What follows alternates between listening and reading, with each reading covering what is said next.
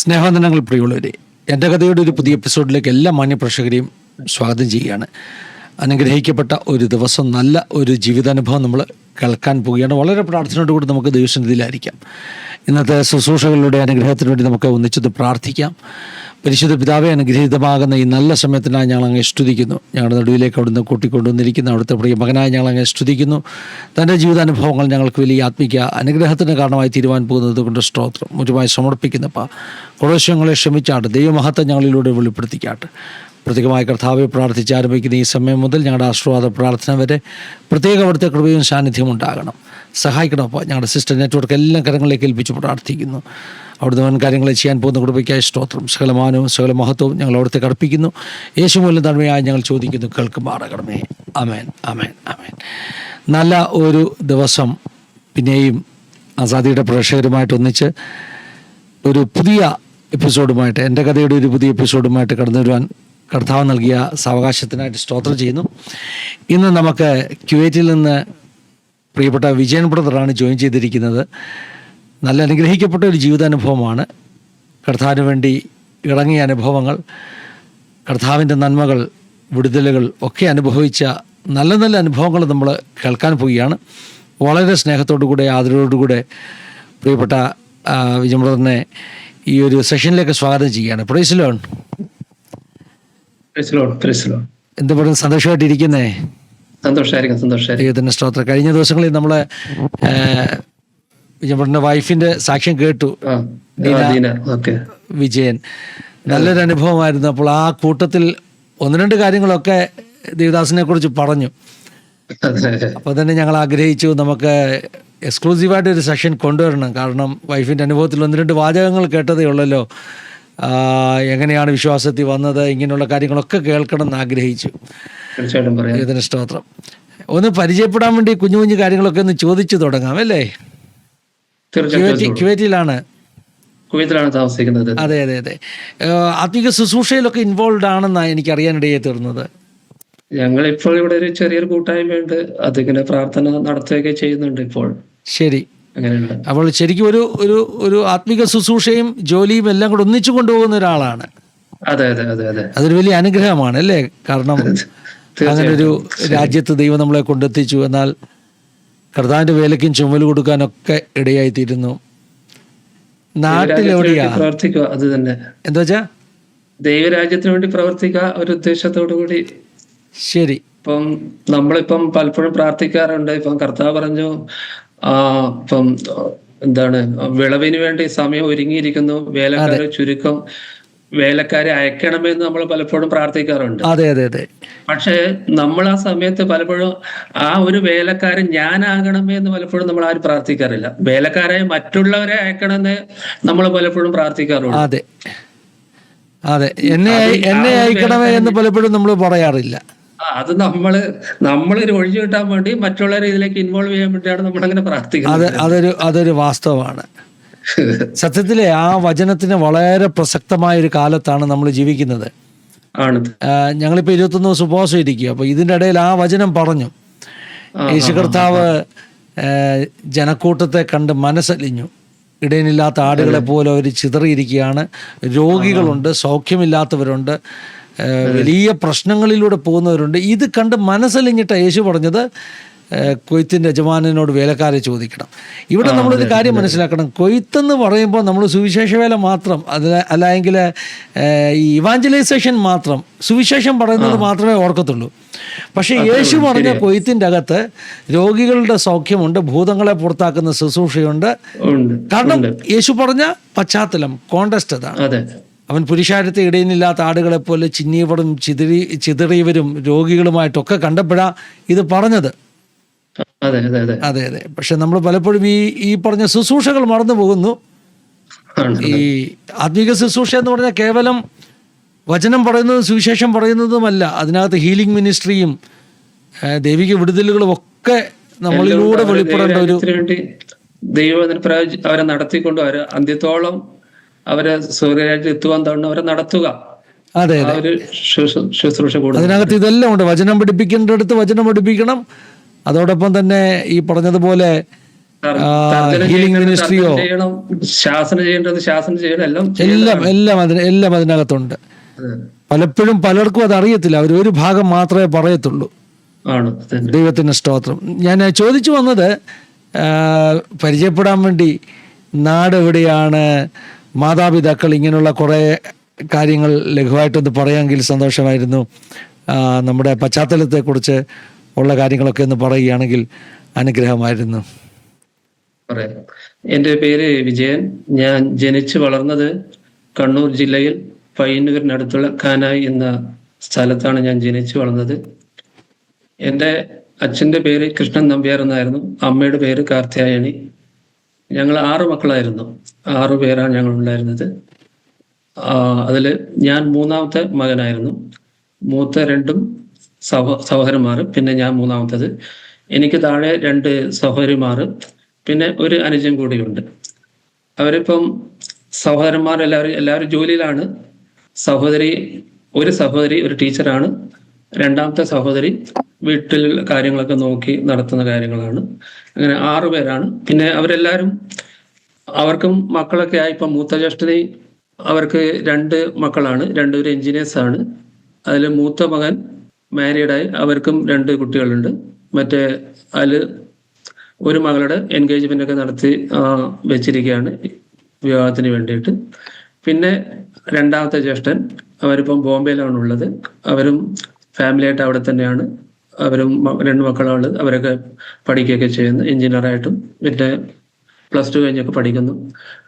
പിന്നെ ഞാൻ ദീന, വൈഫിന്റെ പേര്.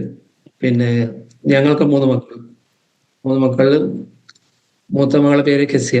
ഇപ്പം MBBS കഴിഞ്ഞു, FMG എഴുതി പാസ്സായിട്ടുണ്ട്. പിന്നെ ഇന്റേണിന് വേണ്ടിയിട്ട് വെയിറ്റ് ചെയ്യാണ്. ഇപ്പോൾ തിരുവല്ല പുഷ്പഗിരി മെഡിക്കൽ കോളേജിൽ പ്രാക്ടീസ് ചെയ്യുന്നുണ്ട് ഡോക്ടറായിട്ട്. ജൂനിയർ ഡോക്ടറായിട്ട് ഇങ്ങനെ പ്രാക്ടീസ് ചെയ്യുന്നുണ്ട്.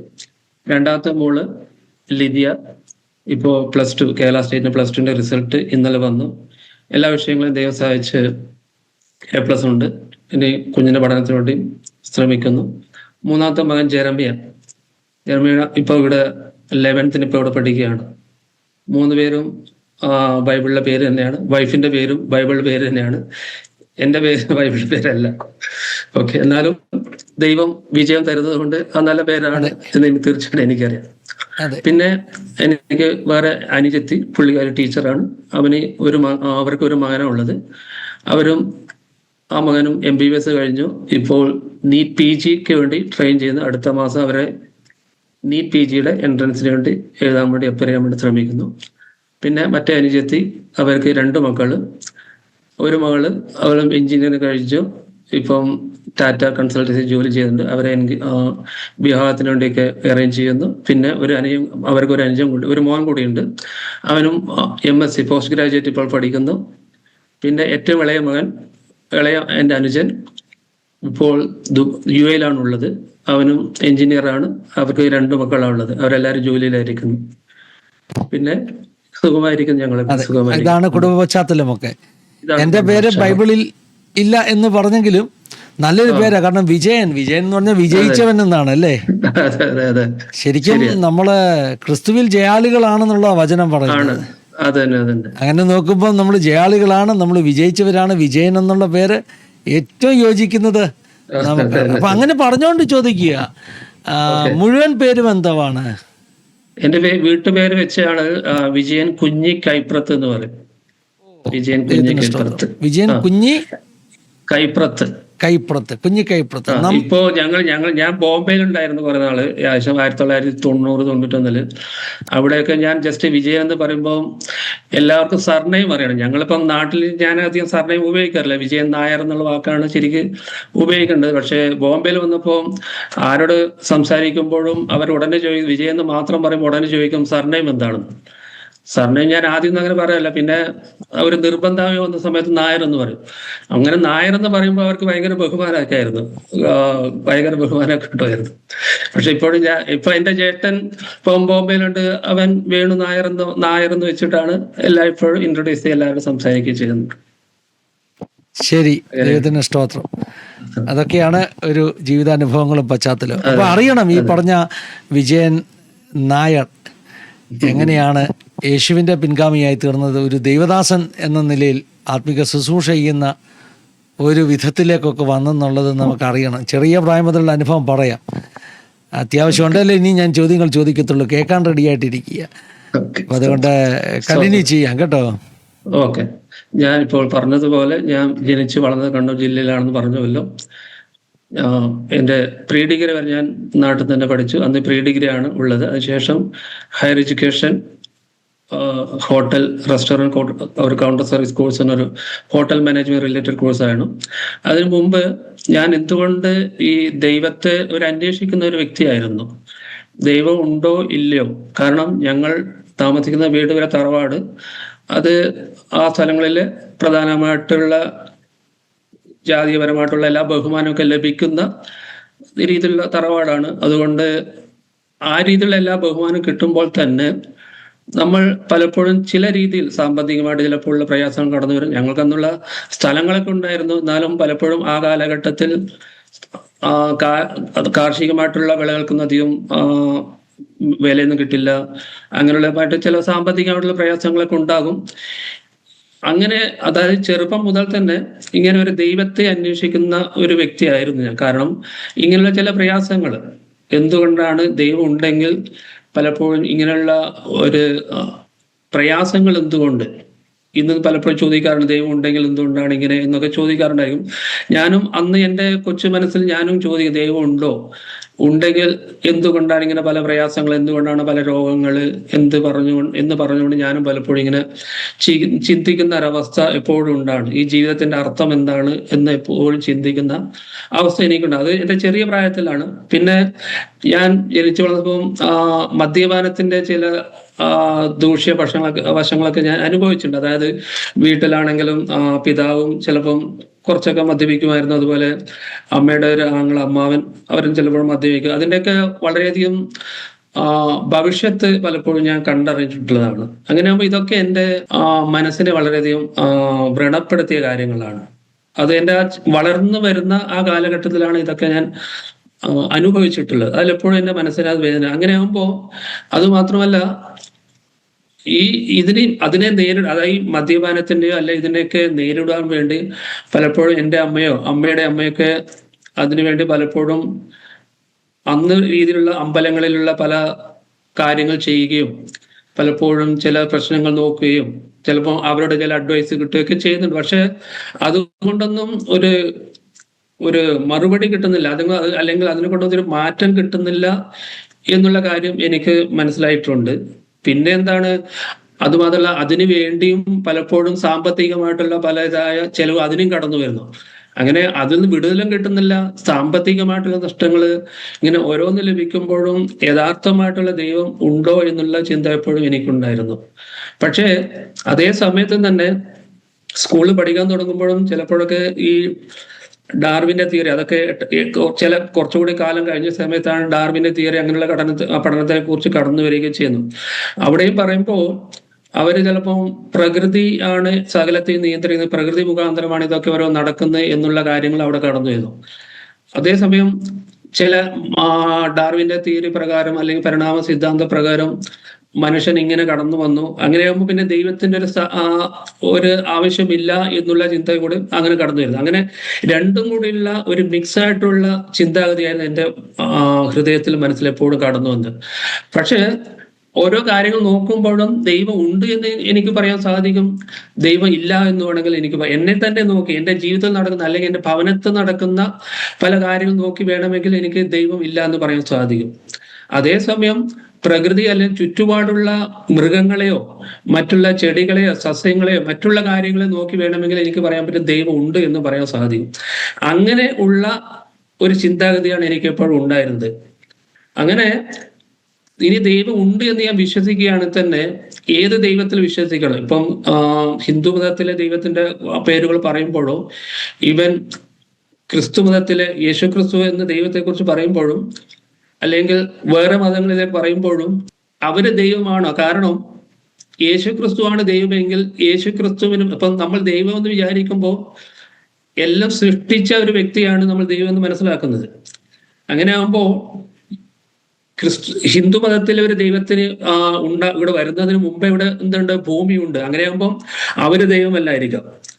അല്ലെങ്കിൽ യേശുക്രിസ്തു ഇവിടെ കടന്നു വരുന്നതിന് മുമ്പേ ഇവിടെ ഭൂമിയുണ്ട്, ആൾക്കാരുണ്ട്. അങ്ങനെയാകുമ്പോൾ യേശുക്രിസ്തു ഒരു ദൈവമാകാനുള്ള സാധ്യതയില്ല എന്നുള്ള ചിന്തയാണ് അന്ന് എനിക്കുണ്ടായിരുന്നത്. കാരണം ഇവരൊക്കെ ഇവിടെ ഭൂമിയിൽ ഉണ്ടാകുമ്പോൾ അതിന് ദൈവം എന്ന് പറയുമ്പോൾ ഏറ്റവും ആദ്യം ഉണ്ടാകേണ്ട ദൈവമാണ്, പിന്നെയാണ് ദൈവം ഇതൊക്കെ സകലത്തെ സൃഷ്ടിക്കേണ്ടത്. അങ്ങനെയുള്ള ഇത് വരുമ്പോൾ ഇവിടെ ദൈവങ്ങൾ ഇവിടെ ഇവരൊക്കെ ദൈവമായിട്ട് കടന്നു വരുമ്പോൾ അതിനു മുമ്പ് ഇവിടെ ഭൂമി ഉണ്ടല്ലോ, മനുഷ്യരുണ്ടല്ലോ, പിന്നെ എങ്ങനെയാ അവരെ ദൈവമാണെന്ന് പറയുമെന്നുള്ള ചിന്താഗതി എപ്പോഴും എൻ്റെ ജീവിതത്തിൽ കടന്നു വന്നു.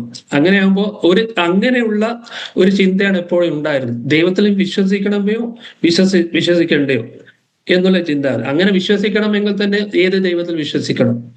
പിന്നെ ഹിന്ദു മതത്തിലെ ചില ദൈവങ്ങളെ കുറിച്ച് പറയുമ്പോൾ ഞങ്ങള് നോർത്ത് അല്ലെങ്കിൽ മലബാറിലൊക്കെ ആകുമ്പോൾ അമ്പലങ്ങളും തെയ്യങ്ങളും അങ്ങനെയുള്ള ഓരോ കാര്യങ്ങളാണ്.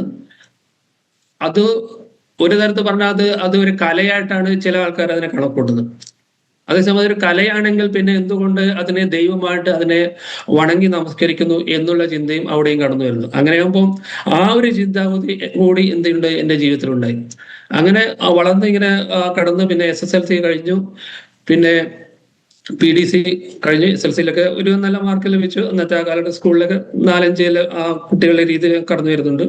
അതുപോലെ പിന്നെ പ്രീ ഡിഗ്രി കഴിഞ്ഞു. അതിനുശേഷമാണ് ഞാൻ റെസ്റ്റോറൻറ്റ് കൗണ്ടർ കോഴ്സ് പഠിക്കാൻ പോയത്. അതിനുശേഷം ഞാൻ തേക്കടിയിൽ ഒരു വർഷം അവിടെ ഒരു ജോലി ചെയ്യുന്നു, ഹോട്ടലിൽ ജോലി ചെയ്യുന്നു. ഗവൺമെന്റ് ഹോട്ടലിലായിരുന്നു, ഒരു സ്റ്റാർ ഹോട്ടലിൽ ജോലി ചെയ്തു, അരണ്യ നിവാസ്. അവിടെ ആണ് ഞാൻ ആദ്യമായിട്ട് ഈ കൂടുതൽ ക്രിസ്ത്യൻസിനെ ഞാൻ കൂടുതൽ അന്ന് കാണുവാൻ ഇടയെത്തിയിരുന്നത്. കാരണം ഞങ്ങളുടെ നാടുകളിൽ അങ്ങനെ കൂടുതൽ ഞാൻ വളർന്ന സ്ഥലത്ത് പിന്നെ അത്യാവശ്യമുള്ളത് പറഞ്ഞാൽ പയ്യന്നൂർ, ഞങ്ങൾ മുനിസിപ്പാലിറ്റി ടൗണാണ് പയ്യന്നൂർ. അവിടെയുണ്ട്, അവിടെ ചില പള്ളികളൊക്കെ കാണുന്നുണ്ട്. മറ്റു വേറെ പ്രത്യേകിച്ച് അങ്ങനെയൊന്നും കാണാറില്ല, പള്ളികൾ മാത്രമേ ഉള്ളൂ. പിന്നെ ഈ തേക്കടിയിൽ വന്നപ്പോഴാണ് ചില ക്രിസ്ത്യൻസിനെയൊക്കെ അവിടെ കാണുവാനും അവിടെ ഇങ്ങനെയുള്ള കാര്യങ്ങളൊക്കെ മനസ്സിലായി. പക്ഷെ അന്നും എനിക്ക് പെന്തക്കോസ്ത് എന്നുള്ള കാര്യങ്ങളൊന്നും എനിക്കറിയില്ലായിരുന്നു. അവിടെ ഞങ്ങൾക്ക് 3-4 കൂട്ടുകാരൊക്കെ ഉണ്ടായിരുന്നു. അവിടെ ആദ്യം പിന്നെ യഥാർത്ഥമായിട്ട് ചില ജീവിത അനുഭവം അല്ലെങ്കിൽ വലിയൊരു ആപത്തിൽ നിന്ന് അവിടെ എന്നെ ഒന്ന് വിടുവിച്ചിട്ടുണ്ട്. അന്നേരം ഞാൻ ദൈവത്തിൽ വിശ്വാസിയായിട്ടൊന്നുമല്ല. അവിടെ ഞങ്ങൾ താമസിക്കുമ്പോൾ ആദ്യം ചെറിയൊരു ടെമ്പററി താമസ സ്ഥലം ഞങ്ങൾ ഹോട്ടലിന് അടുത്ത് കിട്ടി. പിന്നെ കുറച്ച് ദൂരെയുള്ള ഒരു സ്ഥലത്തേക്ക് ഞങ്ങൾ 4 പേര് താമസം മാറി. അങ്ങനെ താമസം മാറിയപ്പോൾ ഒരു മഴക്കാലഘട്ടമാണ്, അവിടെ ഓഗസ്റ്റ് മാസമാണെന്ന് തോന്നുന്നു. ഒരു മഴക്കാലഘട്ടമായ സമയത്ത് അവിടെ ഞങ്ങൾ താമസിച്ച വീട് ഒരു റൂമാണ്, ഒരു ലോഡ്ജ് പോലെ ഞങ്ങൾ എടുത്ത റൂം പെട്ടെന്ന് തകർന്നു വീണു. അതൊരു രാവിലെ ഒരു ഏകദേശം 6 മണി 5-6 മണിയാണെന്ന് തോന്നുന്ന ആ സമയത്താണ് സംഭവിച്ചത്. പക്ഷെ അന്ന് ഞങ്ങൾ എല്ലാവരും ഉറങ്ങിയാണ്. പെട്ടെന്ന് എൻ്റെ മേലൊരു പൊടി വീഴുന്ന പോലെ തോന്നി. അന്ന് പെട്ടെന്ന് ഞാൻ എഴുന്നേറ്റ് പറഞ്ഞു, ഞങ്ങൾ മറ്റുള്ള കൂടെയുള്ള 3 പേരോട് പറഞ്ഞു, പുറത്തു പോവാ. പെട്ടെന്ന് ഞങ്ങൾ പറഞ്ഞു. ഞങ്ങളെല്ലാവരും ഒരു 10 സെക്കൻഡ് പോലും എടുത്തോന്ന് അറിയില്ല, അത്രയും പെട്ടെന്ന് ഞങ്ങൾ എല്ലാവരും പുറത്തിറങ്ങി വന്നു. ആ സമയം കൊണ്ട് ആ ലോഡ്ജ് അവിടെ തകർന്നു വീണു. ഞങ്ങൾ ആരും ശരിക്കും ഞങ്ങൾ അന്ന് എഴുന്നേറ്റ് വന്നിട്ടില്ല എങ്കിൽ ആ മുഴുവൻ മണ്ണും കല്ലും മുഴുവൻ അതിന്റെ ടെറസ് എല്ലാം ഞങ്ങളുടെ തലയിൽ വീഴുമായിരുന്നു. പക്ഷേ അന്ന് ഈ പുറത്ത് നിന്ന് അവര് ഞങ്ങളോട് ചോദിച്ചു, നിങ്ങൾ എങ്ങനെയെന്ന് അറിഞ്ഞോ ഇത് വീഴുന്നെന്ന്? അന്നേരം ഞാൻ പറഞ്ഞു, എനിക്കും അറിയില്ല, ഒരു പൊടി എന്തോ വീഴുന്നു. ഉടനെ ഞങ്ങളോട് മറ്റുള്ളവരോട് പറഞ്ഞു, ഞാൻ പറഞ്ഞു ഇങ്ങനെ പുറത്ത് പോവാന്ന് പറഞ്ഞ് ഇങ്ങനെ സംഭവിച്ചു. അന്ന് മുതൽ ഇങ്ങനെ അന്ന് എന്നെ അത് പ്രേരിപ്പിച്ചത് എന്താണ് എന്നുള്ള കാര്യം എപ്പോഴും എന്നെ ചിന്തപ്പെടുത്തിയ ഒരു കാര്യമായിരുന്നു. അങ്ങനെ പിന്നെ അവിടുന്ന് പിന്നെ ആ താമസം അവിടുന്ന് മാറി. പിന്നെ വേറെ ഞങ്ങൾ താമസിക്കാൻ തുടങ്ങി. ആ സമയത്ത് ഞങ്ങൾ കൂടെ മറ്റുള്ള ക്രിസ്ത്യൻ സഹോദരന്മാരൊക്കെ ഉണ്ടായിരുന്നു. അങ്ങനെ ഉള്ളപ്പോഴും എൻ്റെ കൂടെ ഒരു കാത്തലിക് ഒരു സഹോദരനുണ്ടായിരുന്നു, റോയ് എന്നാണ് പേര്.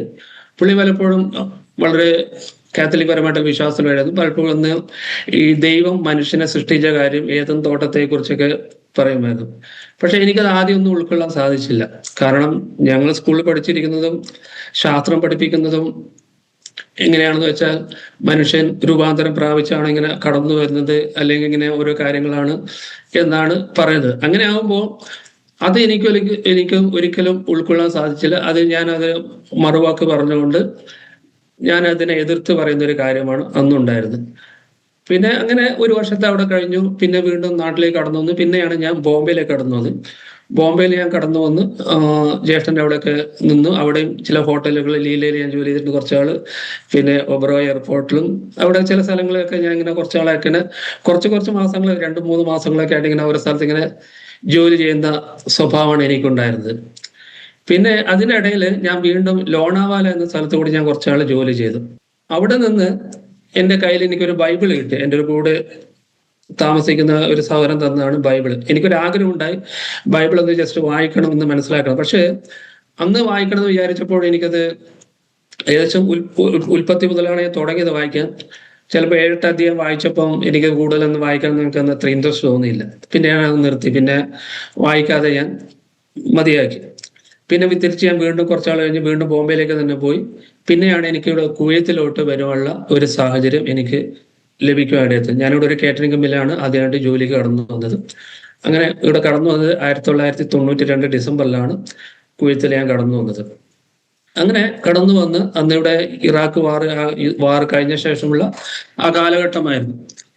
അങ്ങനെ കടന്നു വന്ന് ഞങ്ങൾ ജോലിക്കൊക്കെ പോകാൻ തുടങ്ങി. അതിൽ എൻ്റെ ഒരു കൂടെ താമസിക്കുന്ന ഒരു സഹോദരൻ അവര് വിശ്വാസത്തിൽ കടന്നു വന്നു. പിന്നെ അവർ വിശ്വാസം കടന്നു വന്ന സമയത്ത് എന്നോടും അല്ലെങ്കിൽ മറ്റുള്ളവരൊക്കെ സുവിശേഷം പറയാനും അല്ലെങ്കിൽ അവരോട് എതിർക്കാനൊക്കെ പെന്തക്കോസ്ത് എന്ന് പറഞ്ഞാൽ അന്നും പലപ്പോഴും എല്ലാവരും അവജ്ഞയോടെയാണ് കാണുന്നത്. അങ്ങനെയുള്ള ഒരു സമയമായിരുന്നു അത്. അങ്ങനെ ആ സഹോദരനെതിരായിട്ടും പല ആൾക്കാർ, പക്ഷെ എൻ്റെ ഒരു കൂട്ടുകാരനാണ് പുള്ളി, എന്നോട് ഇങ്ങനെ സുവിശേഷം പറയുമ്പോഴും ഞാനും പുള്ളിയോടെ എപ്പോഴും എതിർത്ത് നിൽക്കാൻ ഇടയായിരുന്നു. അങ്ങനെ ഏകദേശം 1 വർഷത്തോളം ഇങ്ങനെ പല കാര്യങ്ങൾ പറഞ്ഞു. അങ്ങനെ ആ സമയത്തും ഞാൻ എപ്പോഴും പറയുന്നത് ദൈവം ഉണ്ടെങ്കിൽ എനിക്കത് തെളിയിച്ചു തരണം എന്നുള്ള അതാണ് ഞാൻ എല്ലാവരോടും പറഞ്ഞത്. കാരണം എനിക്ക് തെളിയിച്ചു തരാതെ എനിക്ക് എങ്ങനെ ദൈവം ഉണ്ടെന്ന് വിശ്വസിക്കാൻ സാധിക്കും? ഇപ്പൊ യേശുക്രിസ്തുവാണ് ദൈവമെങ്കിൽ യേശുക്രിസ്തുവാണ് ദൈവം എന്ന് എനിക്ക് തെളിയിച്ചു തരണം. കാരണം ഞാൻ നേരത്തെ ഓൾറെഡി പറയാറുണ്ട്, യേശുക്രിസ്തു വരുന്നതിന് മുമ്പ് ഇവിടെ ഭൂമിയുണ്ട്, ആൾക്കാരുണ്ട്, പിന്നെ എങ്ങനെ യേശുക്രിസ്തു ദൈവമാണ് എന്നുള്ളതാണ് ഞാൻ എപ്പോഴും എല്ലാവരോടും പറയുന്നത്. അങ്ങനെ ദൈവം ഇല്ല എന്ന് തെളിയിക്കാൻ തക്കണം ഞാൻ പല കാര്യങ്ങളാണ് അവരോടൊന്ന് പറഞ്ഞു കൊടുക്കുന്നത്. ഓക്കെ, അങ്ങനെയാകുമ്പോൾ ചില സമയത്ത് ചിലപ്പോൾ റൂമിൽ ഒറ്റയ്ക്ക് ഇരിക്കുമ്പോഴോ അല്ലെങ്കിൽ അത് ബോറടിക്കുന്നതുകൊണ്ട് ചിലപ്പോൾ അവരോട് ചില പ്രാർത്ഥന മീറ്റിങ്ങിൽ പോകാനൊക്കെ ഇടയത്. അന്ന് ആദ്യം കാത്തലിക്കിന്റെ ചർച്ചിലൊക്കെ പോയി, പിന്നെയാണ് അതിനുശേഷമാണ് ഈ ബിജു സഹോദരൻ രക്ഷയെ കടന്നു വന്നത്. പിന്നെ പുള്ളി പാസ്റ്ററെ കണ്ടുമുട്ടി അവരെയൊക്കെ സംസാരിക്കാൻ തക്കണം, അവിടെയുള്ള ചില ആൾക്കാരെ കണ്ടുമുട്ടി അവരോടൊക്കെ സംസാരിക്കാൻ കഴിയുന്നു. എല്ലാവരും എന്നോട് സുവിശേഷം പറയുമ്പോഴും ഞാനത് എളുപ്പമൊന്നത് ഏറ്റെടുക്കാൻ ഇടയെത്തിയിരുന്നില്ല. അങ്ങനെ ഒരു നാള് ഒരു പ്രാർത്ഥനയ്ക്ക് പോയ സ്ഥലത്ത് അവരൊരു പാട്ട് പാടി. ആ പാട്ട് എന്നെ വല്ലാതെ ചിന്തിപ്പിച്ചൊരു പാട്ടാണ്. നമുക്ക് എല്ലാവർക്കും അറിയുന്ന ഒരു പാട്ട്, സേനയിലെ അധിപൻ ദേവനല്ലതിയോ ആയവനെ അവൻ അതി തന്നെ എന്ന് പറഞ്ഞുള്ള ഒരു പാട്ട്. അതിൽ ഒരു ദൈവത്തിന്റെ പേരല്ല ആദ്യം പറയുന്നത്, ആ ദൈവം ആശ്രയമായിരിക്കുന്ന ഒരു വ്യക്തി എന്താണ്, അവനാണ് ശ്രേഷ്ഠൻ എന്നുള്ളൊരു പാട്ടാണ് അത്. അങ്ങനെയാകുമ്പോൾ ആ പാട്ട് എന്നെ ചിന്തിപ്പിച്ചു. അത് പിന്നെ അതിനുശേഷം ചില ദിവസങ്ങൾ പ്രാർത്ഥനയ്ക്ക് പോയി. പക്ഷെ എൻ്റെ കൂടെ ഉണ്ടായിരുന്ന 3 പേരന്ന് അതിനുശേഷം സ്നാനപ്പെട്ടു. അവര് പരിശുദ്ധാത്മാവിന്റെ അഭിഷേകത്തിന് വേണ്ടി അവർ പ്രാർത്ഥിച്ചു കൊണ്ടിരിക്കുകയാണ്. അങ്ങനെ ഒരു ദിവസം ഇവിടെ നിന്ന് വ്യാഴവും വെള്ളിയാണ് സാധാരണ പ്രാർത്ഥനാ മീറ്റിംഗ് നടക്കുന്നത്. അങ്ങനെ ഒരു ദിവസം വ്യാഴാഴ്ച രാത്രി ഒരു കോട്ടേജ് മീറ്റിംഗ് കഴിഞ്ഞ് അതിനുശേഷം ഇവർക്ക് പരിശുദ്ധാത്മാവിന്റെ അഭിഷേകത്തിന് വേണ്ടി അവർ പ്രാർത്ഥിക്കാൻ ഇരിക്കുന്ന സമയത്ത് ഞാനും അവരെ കൂടെ ഇരുന്നു. കാരണം ഞാൻ ഇരിക്കുന്നത് എന്തുകൊണ്ടാ വെച്ചാൽ എനിക്ക് തിരിച്ച് പെട്ടെന്ന് എൻ്റെ റൂമിലോട്ട് പോകാൻ നിന്ന്, കാരണം ഞങ്ങൾ താമസിക്കുന്ന ക്യാമ്പ് പറഞ്ഞാൽ വളരെ ഡെസേർട്ട് ആയിരിക്കുന്ന ഒരു സ്ഥലത്താണ്, അവിടെ മരുഭൂമിയാണ്. അങ്ങനെ പെട്ടെന്ന് അങ്ങനെ ഒരു വാഹനമൊന്നും അങ്ങനെ പോകാൻ പറ്റില്ല. ആ സമയത്ത് അങ്ങനെ രാത്രി സമയത്താകുമ്പോൾ അങ്ങനെ പ്രത്യേകിച്ച് വാഹനമില്ല. അതുകൊണ്ട് ഇവരുടെ പ്രാർത്ഥനയ്ക്ക് വേണ്ടി ഞാൻ അവിടെ കൂടെ ഇരിക്കുന്ന ഒരു ഇടയായിത്തീർന്നു. അങ്ങനെ അവര് പ്രാർത്ഥനയ്ക്ക് ഇരുന്ന സമയത്ത് അവരോട് പറഞ്ഞു, അതായത് യേശുവിന്റെ രക്തത്താൽ ജയം എന്ന് പറഞ്ഞുകൊണ്ട് പ്രാർത്ഥിക്കാൻ പറഞ്ഞു. അവസാനം ഞാനും പറഞ്ഞു യേശുവിന്റെ രക്തത്താൽ ജയം എന്ന് പറഞ്ഞ് പ്രാർത്ഥിക്കാൻ തുടങ്ങി. അങ്ങനെ യേശുവിന്റെ രക്തത്താൽ ജയം എന്ന് പ്രാർത്ഥിക്കാൻ തുടങ്ങിയ സമയത്ത് എനിക്ക് ഏറ്റവും ആദ്യം പരിശുദ്ധാത്മാവിന്റെ അഭിഷേകത്തിന് ശക്തി എനിക്ക് ലഭിച്ചു. അതിനുശേഷം ഞാൻ കുറെ സമയം അന്ന് കൈയടിച്ചുകൊണ്ട് ദൈവത്തെ ആരാധിക്കാനൊക്കെ ഇടയായിരുന്നു. ആദ്യം അന്യഭാഷ അന്ന് പെട്ടെന്ന് കുറച്ച് ചില വാക്കുകൾ മാത്രമേ കിട്ടിയുള്ളൂ. എങ്കിൽ തന്നെ എനിക്ക് അന്യഭാഷയുടെ അടയാളത്തോടെ പരിശുദ്ധാത്മാവിന്റെ അഭിഷേകം അന്ന് എനിക്ക് ലഭിച്ചു. അതിനുശേഷം എൻ്റെ കൂടെ ഉണ്ടായിരുന്ന സഹോദരന്മാർക്ക് ലഭിച്ചു. അങ്ങനെ അതിന് ശേഷമാണ് ഞാൻ യേശുവിനെ കർത്താവ് എന്ന് പറയാൻ തൊക്കെയായിരുന്നു. അതിനു മുമ്പ് വരെ എന്നോട് പലപ്പോഴും സുവിശേഷം പറഞ്ഞവരോട് ഞാൻ പറഞ്ഞു എനിക്കത് പറയാൻ പറ്റില്ല, എൻ്റെ മതത്തെ വിട്ടും എനിക്ക് മാറുവാൻ സാധിക്കില്ല, പിന്നെ സ്നാനത്തെക്കുറിച്ച് പറയുമ്പോൾ അതൊരിക്കലും എനിക്ക് അംഗീകരിക്കാൻ പറ്റുകയില്ല എന്നൊക്കെ ഞാൻ വളരെ ശക്തമായിട്ട് അവരോട് പറയുമായിരുന്നു. പക്ഷേ ഈ അഭിഷേകം ലഭിച്ച ശേഷം എന്നിലുണ്ടായിരുന്ന എല്ലാ ചിന്തകളും മറ്റുള്ള എല്ലാ വിചാരങ്ങളും മാറി യേശുവെങ്കിലേക്ക് അതെന്നെ കൂടുതൽ അടുപ്പിക്കാൻ ഇടയെത്തുന്നു. പിറ്റേ ദിവസം വെള്ളിയാഴ്ചയാണ്, അന്നൊരു ഫാസ്റ്റിംഗ് പ്രയർ, എല്ലാ വെള്ളിയാഴ്ചയും ഫാസ്റ്റിംഗ് പ്രയർ ഉണ്ട്. അങ്ങനെ വെള്ളിയാഴ്ച ഫാസ്റ്റിംഗ് പ്രയർ നടക്കുന്ന സമയത്ത് ഞാൻ എഴുന്നേറ്റ് നിന്ന് സാക്ഷ്യം പറഞ്ഞു. ഞാൻ ഇന്നലെ എനിക്ക് അഭിഷേക ശക്തി ലഭിച്ചു, ഞാൻ യേശുവിനെ രക്ഷിതാവായി സ്വീകരിക്കുന്നു, ഇനി വരുന്ന ദിവസങ്ങൾ ഞാൻ സ്നാനപ്പെടുവാൻ ആഗ്രഹിക്കുന്നു എന്ന് പറഞ്ഞ് ഞാൻ സാക്ഷ്യം പറഞ്ഞു. അങ്ങനെ 2 ആഴ്ചകൾ ശേഷമാണ് ഞാനന്ന് സ്നാനപ്പെടുവാനെത്തുന്നത്. പിന്നെ സ്നാനപ്പെട്ട ശേഷമാണ് പലപ്പോഴും ചില വിഷയങ്ങളൊക്കെ ഇവിടെ കടന്നു വന്നു. അപ്പൊ ഞാൻ ഈ പരിശുദ്ധാത്മ അഭിഷേകത്തിന് ഇരുന്ന വീട് ഇന്നത്തെ സഭയുടെ IPC സഭയുടെ സെക്രട്ടറി CC ജോർജ് അങ്കിൾ അവരുടെ ഭവനത്തിൽ വെച്ചാണ് ഞാൻ അഭിഷേകം പ്രാപിച്ചത്. ഇന്ന് അദ്ദേഹം കർത്താവിന്റെ സന്നിധിയിൽ ചേർക്കപ്പെട്ടു. ഓക്കെ, അങ്ങനെ പിന്നെ ഞാൻ സ്നാനപ്പെട്ട് ഇങ്ങനെ വിശ്വാസത്തിൽ കടന്നു വന്നു. പക്ഷെ പിന്നെയാണ് ഇതിൻ്റെയൊക്കെ പ്രയാസങ്ങൾ എന്താണ് അറിയേണ്ടത്. പ്രയാസങ്ങൾ എന്ന് പറഞ്ഞാൽ ഈ സ്നാനപ്പെട്ട കാര്യം മറ്റുള്ളവരൊക്കെ അറിഞ്ഞ സമയത്ത് എൻ്റെ ജോലി സ്ഥലത്ത് എൻ്റെ കൂടെ ഉണ്ടായിരുന്ന മറ്റുള്ളവരും എൻ്റെ കൂടെ ഉണ്ടായിരുന്ന സൂപ്പർവൈസർ മാനേജർമാരും എനിക്കെതിരെ അവർ പല കാര്യങ്ങളും പറയാനും പലപ്പോഴും അതൊരു ഭീഷണി രീതിയിൽ തന്നെ അത് കടന്നു വരുവാൻ ഇടയുന്നു. അത് മാത്രമല്ല പലപ്പോഴും എന്നെ കളിയാക്കുന്ന രീതിയിലും സംസാരിക്കാൻ ഇടയുന്നു. അങ്ങനെ എൻ്റെ ഒരു മാനേജർ തന്നെ എന്നെ വിളിച്ചു പറഞ്ഞു, നിനക്ക് മാനസികമായിട്ടുള്ള വിഭ്രാന്തി കടന്നു, നീ ഇവരുടെ പോയിട്ടാണ് മാനസികമായിട്ട് നീ വിഭ്രാന്തി പിടിച്ചിരിക്കുകയാണ്, അതുകൊണ്ട് നിന്റെ വീട്ടിലൊക്കെ ഞാൻ അറിയിക്കും എന്ന് പറഞ്ഞുകൊണ്ട് അന്ന് ഇതുപോലെ ഇന്നുള്ള ഫോൺ ഒന്നും ഇല്ലല്ലോ, അതുകൊണ്ട് അന്ന് അദ്ദേഹം എഴുത്തെഴുതി എൻ്റെ വീട്ടിലൊക്കെ അത് വീട്ടിലറിഞ്ഞപ്പോൾ അവർക്കത് കൂടുതൽ പ്രയാസമായിരുന്നു. പിന്നെ ഞാനും വീട്ടിലേക്ക് എഴുതി, പ്രയാസപ്പെടേണ്ട, ഇങ്ങനെ എഴുത്ത് കടന്നു വരും, നിങ്ങൾ പ്രയാസപ്പെടുകയൊന്നും വേണ്ട, ഞാൻ ഇങ്ങനെ പ്രാർത്ഥനയ്ക്ക് പോകുന്ന കാര്യങ്ങളൊക്കെ ആണ് എന്ന് പറഞ്ഞ് അവർ അങ്ങനെ പറഞ്ഞു വെച്ചാൽ കാരണം എന്നെ ഈ മാനേജറുടെ എഴുത്ത് കിട്ടിയ ശേഷം അവിടെ വീട്ടുകാരെ എന്നെ കോൺടാക്ട് ചെയ്യാൻ നോക്കിയിരുന്നു പലപ്പോഴും. ഒരു ഫോൺ നമ്പറെ കൊടുത്തിരുന്നു, പക്ഷെ ആ ഫോൺ നമ്പറിൽ നിന്ന്, കാരണം ഇവിടുത്തെ എക്സ്ചേഞ്ചിലാണ്, ഞാൻ വർക്ക് ചെയ്യുന്ന സ്ഥലത്തെ എക്സ്ചേഞ്ചിലാണ് അത് ലഭിക്കുക, അത് അറബി സംസാരിക്കുന്നവരൊക്കെ, അവർ പിന്നെ ഞങ്ങൾക്കത് ട്രാൻസ്ഫർ ചെയ്യുകയും ചെയ്യില്ല, അങ്ങനെയുള്ള സംഭവങ്ങളായിരുന്നു. അതുകൊണ്ട് അവർക്ക് എന്നെ ടെലിഫോണിൽ എന്നെ കോൺടാക്ട് ചെയ്യാൻ പറ്റിയില്ല.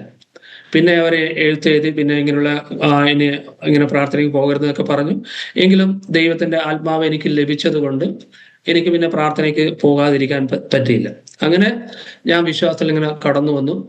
പിന്നെയും ഈ റൂമിൽ കാരണം ക്യാമ്പുകളിലാണ് താമസിക്കുക. അങ്ങനെ ക്യാമ്പ് താമസിക്കുമ്പോഴും പലപ്പോഴും ആൾക്കാരുടെ കളിയും ചിരിയും അല്ലെങ്കിൽ മറ്റുള്ള പല കാര്യങ്ങളും ഞങ്ങൾ 4 പേരും പ്രാർത്ഥനയ്ക്ക് പോകുമ്പോഴും അങ്ങനെയുള്ള കളിയാക്കൽ ഇതൊക്കെ എപ്പോഴും അവിടെ ഉണ്ടായിരുന്നു. എങ്കിലും ഈ അഭിഷേകം ലഭിച്ചത് കൊണ്ട് ഞാൻ എന്ത് ചെയ്യും, കൂടുതൽ ഫ്രീ ആയി കിട്ടുന്ന സമയങ്ങൾ ബൈബിൾ വായിക്കാൻ ഞാൻ ഇത് കൂടുതൽ വിനിയോഗിക്കാൻ ഇടയെത്തിയിരുന്നു. അത് മാത്രമല്ല, ഫ്രീ ആയിട്ട് സമയം കിട്ടുമ്പോൾ അന്ന് ചിലപ്പോൾ വൈകുന്നേര സമയങ്ങളിൽ ഞങ്ങൾക്ക് അവിടെ ടെറസ് ഉണ്ടായിരുന്നു. ആ ടെറസിൽ ഒറ്റയ്ക്ക് ഇരുന്ന് പോയിട്ട് അന്യഭാഷയിൽ ഞാൻ പ്രാർത്ഥിക്കുമായിരുന്നു. കാരണം അതാണ് എന്നെ വിശ്വാസത്തിൽ നിർത്തുവാൻ തക്കണം ഇടയായത്. അതുപോലെ തന്നെ ഞങ്ങളായിരുന്ന സഭയിലെ പാസ്റ്ററും അതുപോലുള്ള അവിടെയുള്ള സെക്രട്ടറിയും സഹോദരന്മാരും സഹോദരിമാരും എല്ലാവരും ഞങ്ങൾക്ക് വേണ്ടി വളരെയധികം പ്രാർത്ഥിച്ച് ഞങ്ങളെ ബലപ്പെടുത്തുവാനായിരുന്നു. അങ്ങനെ ഞങ്ങൾ ആ കൂട്ടായ്മ ഉള്ളത് കൊണ്ട് ഞങ്ങൾ അവിടെ പിടിച്ചു നിൽക്കുവാൻ തക്കണം.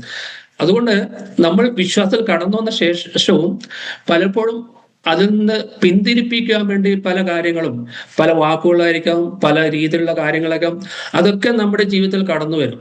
പക്ഷെ അതൊന്നും നമ്മൾ ഗൗനിക്കാതെ നമ്മൾ നിന്നാൽ മാത്രമേ നമ്മൾ അന്ത്യത്തോളം നമുക്ക് രക്ഷയിൽ പിടിച്ചു നിൽക്കാൻ സാധിക്കുകയുള്ളൂ. പലപ്പോഴും ചില വാക്കുകൾ പോലും, ഈവൻ എന്ത് ചെറിയ സംഭവങ്ങൾ പോലും നമ്മളെ പലപ്പോഴും ഇതിലൊക്കെ എന്തിനാണ് പിടിച്ചു നിൽക്കുന്നത്, എന്തിനാണ് ഇങ്ങനെയുള്ള കാര്യങ്ങൾ കേൾക്കുന്നത് എന്ന് പറഞ്ഞ് കളിയാക്കുന്ന സംഭവം കടന്നു വരുമ്പോഴും നമ്മൾ തിരിച്ചു പോകാനാണ് എപ്പോഴും നമ്മൾ ശ്രമിക്കുക. പലപ്പോഴും നീ എന്തിനാണ് ഇങ്ങനെ മതം മാറിയത്, ഇങ്ങനെ പൈസ കിട്ടാൻ വേണ്ടിയല്ലേ എന്ന് പറഞ്ഞുകൊണ്ടാണ് പലപ്പോഴും നമുക്ക് മെറ്റീരിയൽ ആയിട്ടുള്ള പൈസ കിട്ടുന്ന ഒരു കാര്യം നമുക്കില്ല, പിന്നെ എന്തിനാണ് ഇങ്ങനെ ഇതൊക്കെ കേൾക്കുന്നത് എന്നുള്ള രീതി.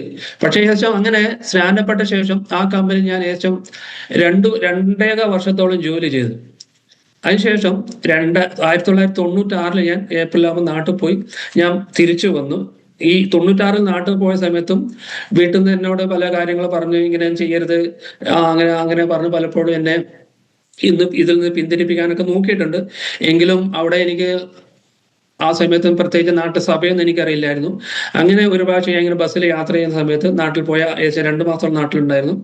ആ സമയത്ത് ഇങ്ങനെ ബസ്സിൽ യാത്ര ചെയ്യുമ്പോൾ ഒരു ബോർഡ് കണ്ടു, AGയുടെ ചർച്ചിൽ ഒരു ബോർഡ് ഹൈവേയുടെ അടുത്ത് പയ്യന്നൂരിനടുത്തുള്ള സ്ഥലത്തുണ്ട്. അങ്ങനെ അതൊരു സഭയാണെന്ന് മനസ്സിലാക്കിയിട്ട് ഞാൻ അവിടെ, അത് സഭയിൽ അവർ അദ്ദേഹം താമസിക്കുന്ന ഒരു വീടും അന്ന് അവിടെ തന്നെ ആ ഒരു കൂട്ടായ്മ നടത്തിയിരുന്നു. അങ്ങനെ അവിടെ പിന്നെ അദ്ദേഹത്തെ പോയി കണ്ട് ആ പാസ്റ്ററെ കണ്ട് സംസാരിക്കാനും അവിടെ ലഭിക്കുന്ന സമയം ഈ ഞായറാഴ്ച ദിവസങ്ങളിൽ സമയം കിട്ടുമ്പോഴൊക്കെ അവിടെ പോയി പ്രാർത്ഥനയിലേക്ക് പങ്കുചേരുവാൻ സഹായിച്ചു. അങ്ങനെ 96-ൽ ഞാൻ നാട്ടിൽ പോയ സമയത്ത് അങ്ങനെ നാട്ടിൽ പോയി ഇങ്ങനെ ചെറിയൊരു കൂട്ടായ്മ ലഭിച്ചു.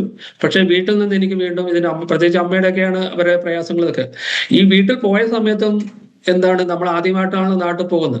ഇപ്പം നാട്ടിൽ, അതായത് ഒരു ഗൾഫുകാരൻ നാട്ടിലേക്ക് പോകുമ്പോൾ എല്ലാവർക്കും ഒരു എക്സ്പെക്ടേഷൻ ഉണ്ടാവും. പ്രത്യേകിച്ച് അവർ വിചാരിക്കുന്നതാണ്, നാട്ടിലൊക്കെ അന്നുള്ള ആൾക്കാർ ഭയങ്കര കഴുത്തിലൊക്കെ ഭയങ്കര സ്വർണ്ണമാലയും കയ്യിലൊക്കെ ഭയങ്കര വളയും അല്ലെങ്കിൽ അങ്ങനെയുള്ള സ്വർണത്തിന്റെ ഓരോ കാര്യങ്ങളുള്ളതാണെന്നാണ് അവർ വിചാരിക്കുന്നത്. ഉടനെ തന്നെ അമ്മ ചോദിക്കും, ഇതൊന്നും കാണുന്നില്ലല്ലോ. തൊട്ടടുത്തുള്ള ഞങ്ങളുടെ ഒരു അയൽവക്കത്തുള്ള ഞങ്ങളുടെ അമ്മയുടെ ഒക്കെ അവര് പ്രായമുള്ള സഹോദരി കടന്നു വന്നുകൊണ്ട് എന്റെ കഴുത്താണ് ആദ്യം തൊട്ട് നോക്കുന്നത്, ഈ ഷർട്ടിന്റെ ഉള്ളിൽ കൈ എന്ന് വെച്ചാൽ ഞങ്ങൾക്ക് എന്താണ് ഇത് മാലയൊന്നുമില്ലേ, എന്താണെന്നും കാണുന്നില്ലല്ലോ എന്ന് പറഞ്ഞുകൊണ്ടാണ് ഞാൻ പറഞ്ഞു അത് ഞാൻ അങ്ങനെ ഉപയോഗിക്കാറില്ല എന്ന് പറഞ്ഞു. അങ്ങനെ ഒരു സന്ദർഭമൊക്കെ കടന്നു വന്നിട്ടുണ്ട്. എന്നിട്ട് പിന്നെ അമ്മ തന്നെ പറഞ്ഞിട്ടുണ്ട്, നീ എന്താണ് ഇങ്ങനെ ഒന്നും ഇല്ലാതെ നടക്കുന്നത്, വേണം നീ അവരുടെ ഭരണം വേണം തൽക്കാലത്തെ പറഞ്ഞിട്ട് വേണം ഞാൻ തിരിച്ചു കുവൈത്തിലേക്ക് വരുന്ന സമയത്ത് വേണമെങ്കിൽ എന്താണ് ഒന്ന് തിരിച്ചു കൊടുത്താൽ മതി എന്ന് പോലും പറയുന്ന സന്ദർഭമൊക്കെ അവിടെ കടന്നു വന്നിട്ടുണ്ട്. എങ്കിലും അതൊന്നും ഉപയോഗിക്കാതെ തന്നെ എന്താണ് കടന്നു വരാത്തക്കടേതും. പിന്നെയും അത് മാത്രമല്ല, ഇപ്പം നമ്മള് നാട്ടിൽ ജീവിക്കുന്ന സമയത്ത്, അതായത് സ്കൂളിൽ പഠിക്കുന്ന കാലത്തോ അല്ലെങ്കിൽ കോളേജ് പഠിക്കുന്ന സമയത്തൊക്കെ അന്ന് ഒരു സിനിമ അങ്ങനെയുള്ള കാര്യങ്ങളൊക്കെ കൂടുതൽ കാണാനൊക്കെ പോകുന്നു. പക്ഷെ അതിനുശേഷം ഈ രക്ഷയെ കടന്നു വന്ന സമയത്ത് നാട്ടിൽ പോയ സമയത്ത് ഇതൊന്നും കാണുന്നില്ല. അങ്ങനെ ആകുമ്പോൾ മറ്റുള്ള നീ എന്താണ് പണ്ടുള്ള പോലെ ഒന്നല്ല ഇപ്പൊ എന്താ ഇതിൽ സിനിമയ്ക്കും വരുന്നില്ല എന്നുള്ള കാര്യങ്ങളൊക്കെയാണ് അവര്. അങ്ങനെ ആ രീതിയിലും നമ്മൾ എന്ത് ചെയ്യുന്നത്, പിറകോട്ട് കൊണ്ടുപോകാനാണ് നോക്കുന്നത്. പിന്നെ കൂടെ പഠിച്ച ചിലവരൊക്കെ ചോദിക്കുന്നതാണ്, നീ ഗൾഫിൽ നിന്നൊക്കെ വന്നാൽ നീ കുപ്പിയൊന്നും കൊണ്ടുവന്നിട്ടില്ലേ, സാധാരണ ഇതൊക്കെ ഗൾഫിൽ നിന്നൊക്കെ വരുന്ന ഒരു കുപ്പിയൊക്കെ ബോട്ടിലേക്ക് കൊണ്ടുവരേണ്ടതാണോ, ഇതും നീ ഒന്നും കൊണ്ടുവന്നിട്ടില്ല കൂട്ടുകാരും. അതുപോലെ അച്ഛനും അമ്മയും അച്ഛനും ചോദിക്കുന്നതാണ്, കുപ്പിയൊന്നും കൊണ്ടുവന്നിട്ടില്ലേ എന്നുള്ള രീതിയിലൊക്കെയാണ് അവരുടെ ഇത്. എല്ലാ രീതിയിലും നോക്കുമ്പോൾ നമ്മൾ രക്ഷ കടന്ന സമയത്ത് അവരുടേതായ കണ്ണിൽ നമ്മൾ പൂർണ്ണമായിട്ടൊരു അന്യഗ്രഹ ജീവി കടന്നു വന്നത് പോലെയാണ് നമ്മളെ കാണുന്നത്. അതായത് കൂട്ടുകാരായിരിക്കുന്നവരും മറ്റുള്ളവരായിരിക്കുന്നവരും ഇതെല്ലാവരും ഇങ്ങനെയാണ് കടന്നത്. ഒരു പക്ഷെ എൻ്റെ കൂടെ അടുത്തുണ്ടായിരുന്ന ഒരു തന്നെ ചോദിച്ചു, നിന്റെ അനിയന്താണ് ഇങ്ങനെയൊക്കെയാണല്ലോ, ഇപ്പം പഴയതുപോലും നല്ലല്ലോ, ഇപ്പം സിനിമയ്ക്ക് പോലും വരുന്നില്ലല്ലോ, പണ്ടൊക്കെ എവിടെ പോയാലും വരുന്നവരാണല്ലോ എന്ന് പറഞ്ഞുകൊണ്ടാണ് അവൻ പറയുന്നത്. അങ്ങനെ എല്ലാ രീതിയിലായിരുന്നു. പക്ഷെ അങ്ങനെ കഴിയുന്ന ആ ദൈവത്തിന്റെ കൃപയിൽ ഞാൻ അവിടെ പിടിച്ചു വെക്കാനൊക്കെ ഇടയെത്തിയിരുന്നു. പിന്നെ ഞാൻ തിരിച്ച് വീണ്ടും കുവൈത്തിലേക്ക് കടന്നു വന്നു. പക്ഷേ ഈ നാട്ടിലേക്ക് പോകുന്നത് ഞാൻ ബോംബെ വഴിയാണല്ലോ പോകുന്നത്, എപ്പോഴും ബോംബെ വഴിയാണ് പോകുന്നത്. ജ്യേഷ്ഠനുള്ളപ്പോൾ ജ്യേഷ്ഠനെ കണ്ടുകൊണ്ടാണ് പോകുന്നത്. അങ്ങനെ ജ്യേഷ്ഠനെ കണ്ട് അവിടെ സംസാരിക്കുമ്പോഴും അവിടെയും ഇതേ പ്രശ്നങ്ങളാണ്. പലപ്പോഴും ഇതിനെക്കുറിച്ചും പല രീതിയിലൊക്കെ സംസാരിക്കുന്നുണ്ട്. അങ്ങനെ രീതിയിലായിരുന്നു. പിന്നെ ഈ നാട്ടിൽ പോയ സമയത്ത് ഞാൻ ചില ബുക്കുകളൊക്കെ വാങ്ങിച്ചു. പ്രത്യേകിച്ച് ഹിന്ദു മതത്തെ കുറിച്ച് അറിയാൻ തക്കണം ചില ബുക്കുകളൊക്കെ അന്ന് ഞാൻ കുറെ നോക്കി അവസാനം കണ്ണൂർ പോയിട്ട് ചില ഗ്രന്ഥങ്ങൾ, ഉപനിഷത്തുകളും അങ്ങനെയുള്ള ചില ഗ്രന്ഥങ്ങളൊക്കെ അന്ന് വായിച്ചു. പക്ഷെ ചിലതൊന്നും എത്ര എനിക്ക് പിടിച്ചില്ല. പിന്നെ ഞാനത് തിരിച്ചു വരുന്ന സമയത്ത് ഞാൻ എൻ്റെ ചേട്ടൻ്റെ അവിടെ കൊടുത്ത് നീക്കെടുത്ത് വായിക്കണമെന്നൊക്കെ പറഞ്ഞു. പക്ഷെ പുള്ളി അത് വായിച്ചിട്ടൊന്നുമില്ല. ഓക്കെ, ഞാൻ പിന്നെ തിരിച്ച് നാട്ടിൽ നിന്ന് തിരിച്ച് ബോംബെയിലേക്ക് വന്നു. ബോംബെയിൽ ഞാൻ തിരിച്ച് കുവൈത്തിലേക്ക് കടന്നു. അങ്ങനെ ഇരിക്കുമ്പോൾ തിരിച്ച് ജോയിൻ ചെയ്ത ശേഷം, അവധിക്ക് പോയി തിരിച്ച് ജോയിൻ ചെയ്ത ശേഷം ഏകദേശം 2 മാസം കഴിഞ്ഞ ശേഷം എനിക്കൊരു പുതിയൊരു ജോലിക്കുള്ള സാഹചര്യം ലഭിച്ചു. ഞാൻ ആദ്യം കേറ്ററിംഗ് കമ്പനിയിലാണ് ജോലി ചെയ്ത്. പിന്നെ ആ ജോലി മാറി കുറച്ച് ഇവിടെ കുവൈത്തിൽ വന്ന ശേഷം നാട്ടിൽ പോയ ശേഷം കുറച്ചൊക്കെ കമ്പ്യൂട്ടർ പഠിച്ചതുകൊണ്ട് എനിക്കൊരു പുതിയ ജോലി എനിക്ക് ലഭിച്ചു. അങ്ങനെ ആ ജോലി എനിക്ക് ലഭിച്ചത് കൊണ്ട് ഞാൻ ആദ്യം താമസിച്ച ആ ക്യാമ്പിൽ നിന്ന് മാറി പുതിയ സ്ഥലത്തേക്ക് കടന്നു വരാൻ സാധിച്ചു. പുതിയ ജോലിക്ക് വേണ്ടി വരുമ്പോൾ തന്നെ പുതിയ വിസയാണ്. അതുകൊണ്ട് ഞാൻ വീണ്ടും അതേ വർഷം തന്നെ നാട്ടിൽ പോയി ഞാൻ തിരിച്ചു വരികയാണ് ചെയ്തത്. അങ്ങനെ 2000-ൽ ഒരു കാര്യം കൂടി അവിടെ നടന്നു. കാരണം ഞാൻ ആദ്യം വിശ്വാസത്തിൽ കടന്ന സമയത്ത് എൻ്റെ മാനേജർ എന്നെ വിളിച്ചു ചോദിച്ചിരുന്നത്, നിനക്ക് കുടുംബമില്ലേ, നിനക്ക് പെങ്ങന്മാരില്ലേ, അവരൊക്കെ നീ ഓർത്തിട്ടാണ് ഇതൊക്കെ ചെയ്തിരിക്കുന്നത്, അവരുടെയൊക്കെ കല്യാണമൊക്കെ എങ്ങനെ നടക്കും എന്നൊക്കെ പറഞ്ഞുകൊണ്ട് പലപ്പോഴും അതും എന്നെ വളരെയധികം വിഷമിപ്പിച്ച ഒരു വാക്കാണ് നടത്തിയത്. നിന്റെ പെങ്ങന്മാരൊക്കെ ആര് കെട്ടും എന്നൊക്കെ പറഞ്ഞുകൊണ്ട് വളരെയധികം എന്നെ വേദനിപ്പിക്കുന്ന രീതിയിലാണ് സംസാരിച്ചത്. അങ്ങനെ ഞാൻ രണ്ടാമത്തെ തവണ നാട്ടിൽ പോയ സമയത്ത്, അതായത് ജോലിക്ക് വേണ്ടി മാറാൻ വേണ്ടി ജോലിക്ക് പോയ സമയത്ത് എനിക്ക് എൻ്റെ സഹോദരിയുടെ, എൻ്റെ തൊട്ട് താഴെയുള്ള സഹോദരിയുടെ വിവാഹം നടന്നു.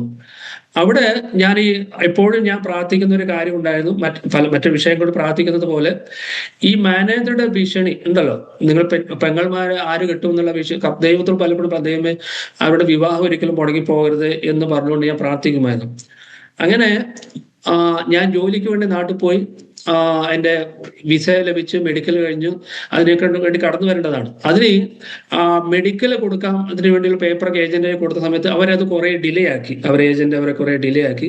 പക്ഷെ ആ സമയം 3 മാസത്തോളം എനിക്ക് ശേഷം നാട്ടിൽ തന്നെ നിൽക്കേണ്ടി വന്നു.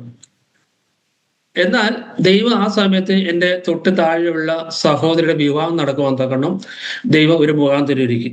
അങ്ങനെ ആ വിവാഹത്തിന് ഞാൻ സംബന്ധിച്ചിട്ട് 2000-ലാണ് വിവാഹം നടന്നത്. അത് ഞാൻ സംബന്ധിച്ചിട്ട് തിരിച്ച് ഞാൻ ബോംബെയിലേക്ക് കടന്നു. ഉടനെ തന്നെ എനിക്ക് ഇങ്ങോട്ട് കടന്നു വരാനുള്ള വിസ എപ്പോഴും സ്റ്റാമ്പ് ചെയ്ത്, മെഡിക്കലും കഴിഞ്ഞ് സ്റ്റാമ്പ് ചെയ്ത് എനിക്ക് പെട്ടെന്ന് കടന്നു വരാൻ സാധിച്ചു. വീണ്ടും ഒരാഴ്ച പോലും കടന്നു വന്നതിന് ലേറ്റ് ആയി പോരുന്നതെങ്കിൽ ചിലപ്പോൾ എൻ്റെ വിസ ഇവിടുത്തെ ക്യാൻസലായി പോകുമായിരുന്നു. പക്ഷെ ദൈവം മുഖാന്തരം ഒരുക്കി അത് ക്യാൻസൽ ആകാതെ തന്നെ എൻ്റെ സഹോദരിയുടെ വിവാഹം നടക്കുവാനും അതുപോലെ തന്നെ എനിക്ക് തിരിച്ച് ജോലി കടന്നു വരാനൊക്കെ ഇടയായി. അങ്ങനെ പുതിയൊരു ജോലിയിൽ എനിക്ക് പ്രവേശിക്കുവാൻ ഇടയായി തീർന്നു. അങ്ങനെ പുതിയ ജോലി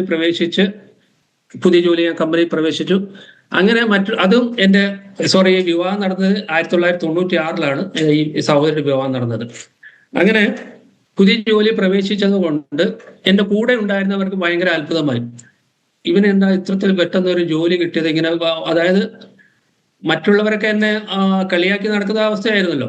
പക്ഷെ പെട്ടെന്ന് ഈ ജോലി കിട്ടിയ സമയത്ത് അവർക്ക് ഭയങ്കര അത്ഭുതമായി, ഇവന് ഇത്ര പെട്ടെന്ന് ജോലി കിട്ടിയത്, നല്ലൊരു അതായത് അന്ന് കിട്ടുന്ന ആ കാറ്ററിംഗ് കമ്പനി മാറി അതിൽ കൂടുതൽ ശമ്പളം കിട്ടുന്ന ജോലിയാണ് എനിക്ക് പെട്ടെന്ന് കിട്ടിയത്. അതൊക്കെ നോക്കി, അത് മാത്രമല്ല പുതിയ ജോലി പ്രവേശിച്ചുകൊണ്ട് എനിക്ക് താമസിക്കാനുള്ള സ്ഥലം എന്താണ്, ഈ ചർച്ചും കൂട്ടായ്മകളും നടക്കുന്ന ബസ്സുകളിൽ പോകാൻ പറ്റുന്ന സ്ഥലത്തേക്ക് എനിക്ക് താമസം മാറി. നേരത്തെ ഞാൻ താമസിച്ചത് ഒരു ഡെസേർട്ടിലാണ്, അവിടുത്തെ സ്വന്തമായ വാഹനമില്ലാതെ അങ്ങോട്ട് പോകാനോ വരുവാനോ പറ്റില്ല.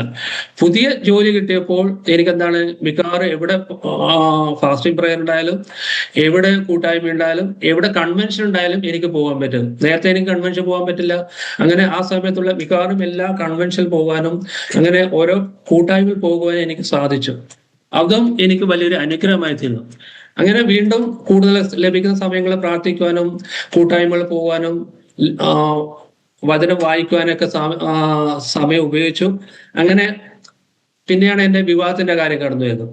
ആ സമയമാകുമ്പോഴേക്ക്, അതായത് ഏകദേശം 1998 ആകുമ്പോഴേക്കും എൻ്റെ മൂത്ത ജ്യേഷ്ഠന്റെ, എൻ്റെ തൊട്ട് മുകളിലെ ജ്യേഷ്ഠന്റെ വിവാഹം കഴിഞ്ഞു. പിന്നെ അടുത്ത വിവാഹം കടന്നു വരെ എൻ്റെതാണ്. ഇനി അടുത്ത പ്രയാസം വീട്ടിൽ നിന്ന് കടന്നു വരുന്നത് ഇതാണ്, അതായത് എൻ്റെ വിവാഹത്തിന്റെ കാര്യമാണ് അടുത്ത് കടന്നു വരുന്നത്. അവിടുന്ന് എപ്പോഴും അന്നും ഈ പൈസ ഭയങ്കര കോസ്റ്റ്ലിയാണ്, എന്നാൽ തന്നെ എപ്പോഴും വിളിക്കുമ്പോഴോ എഴുതുമ്പോഴൊക്കെ ഈ വിവാഹത്തിന്റെ കാര്യമാണ് പിന്നെ കടന്നു വരുന്നത്.